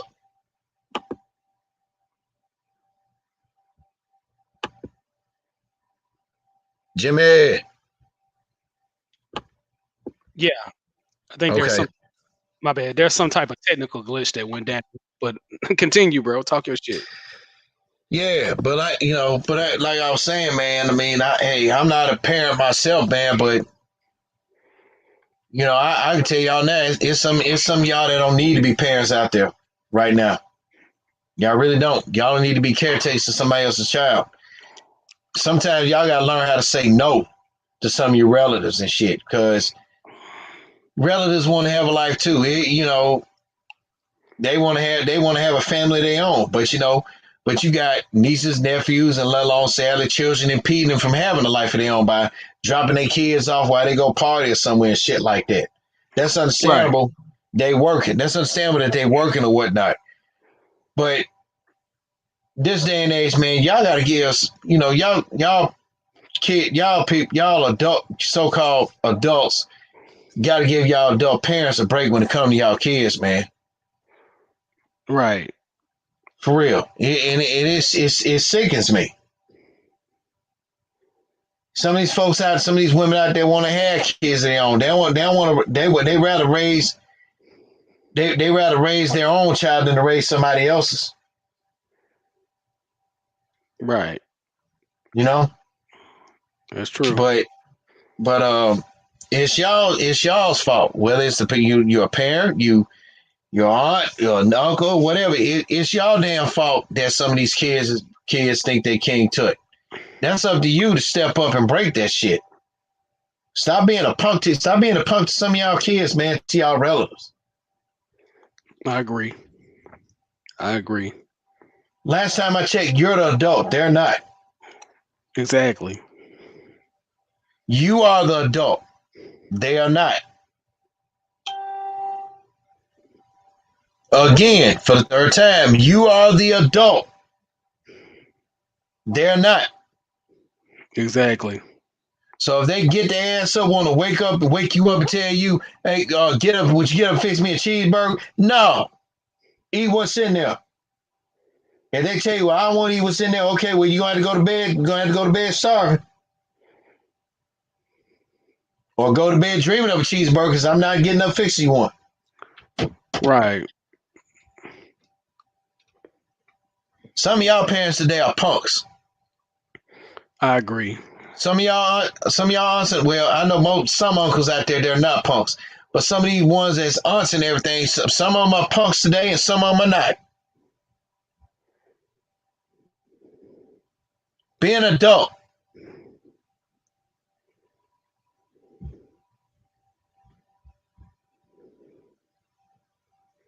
Yeah. Shit.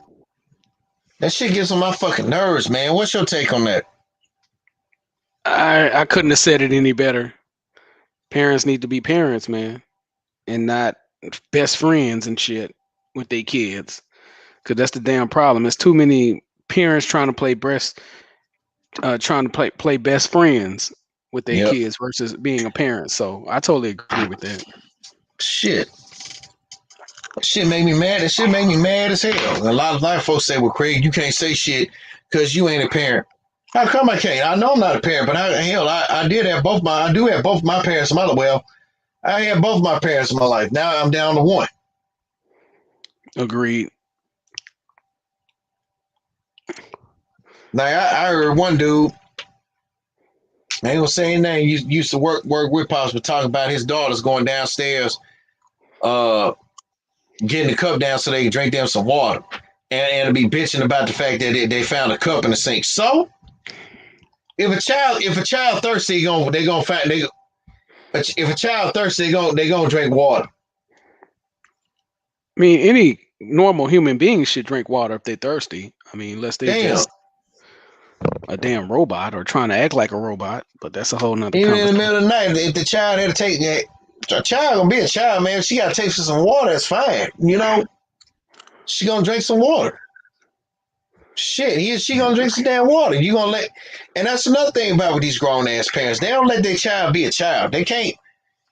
You try to brainwash them into being there, trying to be all about their life, and then I'll be looking all on folks' pictures and stuff, all like that, like they posting dollar signs. What? Come on, man. That posting their dollars and shit.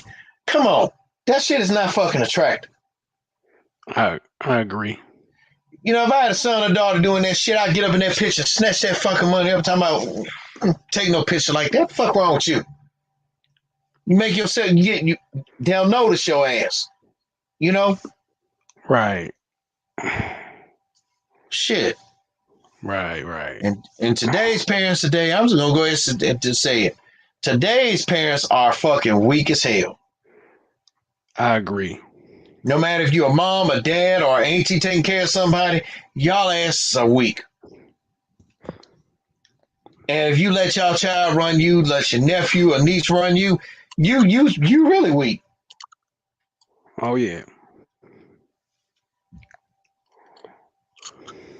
We're Zeke. Yep. So, oh yeah. You got anything you like to add, man, before we cut out? Because we know Murph had his business to take care of. No, I mean you said everything you need to say, man. So that's is what it is, man. Yep. But other than that, man, I ain't got nothing because this is July, and guess what, y'all? Next month, big news in college football, NFL. The stadium crowds are back, baby. Oh yeah. Because it sucked like a motherfucker just watching some games with no crowds there. Yeah. It's real awkward. It hasn't been this awkward in ages, so that is what it is when it comes to that, man. Mm-hmm. And we had that inept demanding thief thing for that shit. Yeah. Yep. So but at least the current commander in chief, he is taking care of that on that end. I mean, but I ain't even talking about no other shit about what he doing. But what I did here, he did piss the oil people off. That's why gas so fucking high right now. Yeah, interesting. So it is what it is. But once again, this your boy, live and direct in full effect out the 832. Y'all already know how Jimmy J Smooth and Craig Smith do.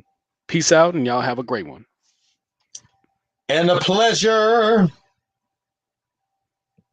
has been yours.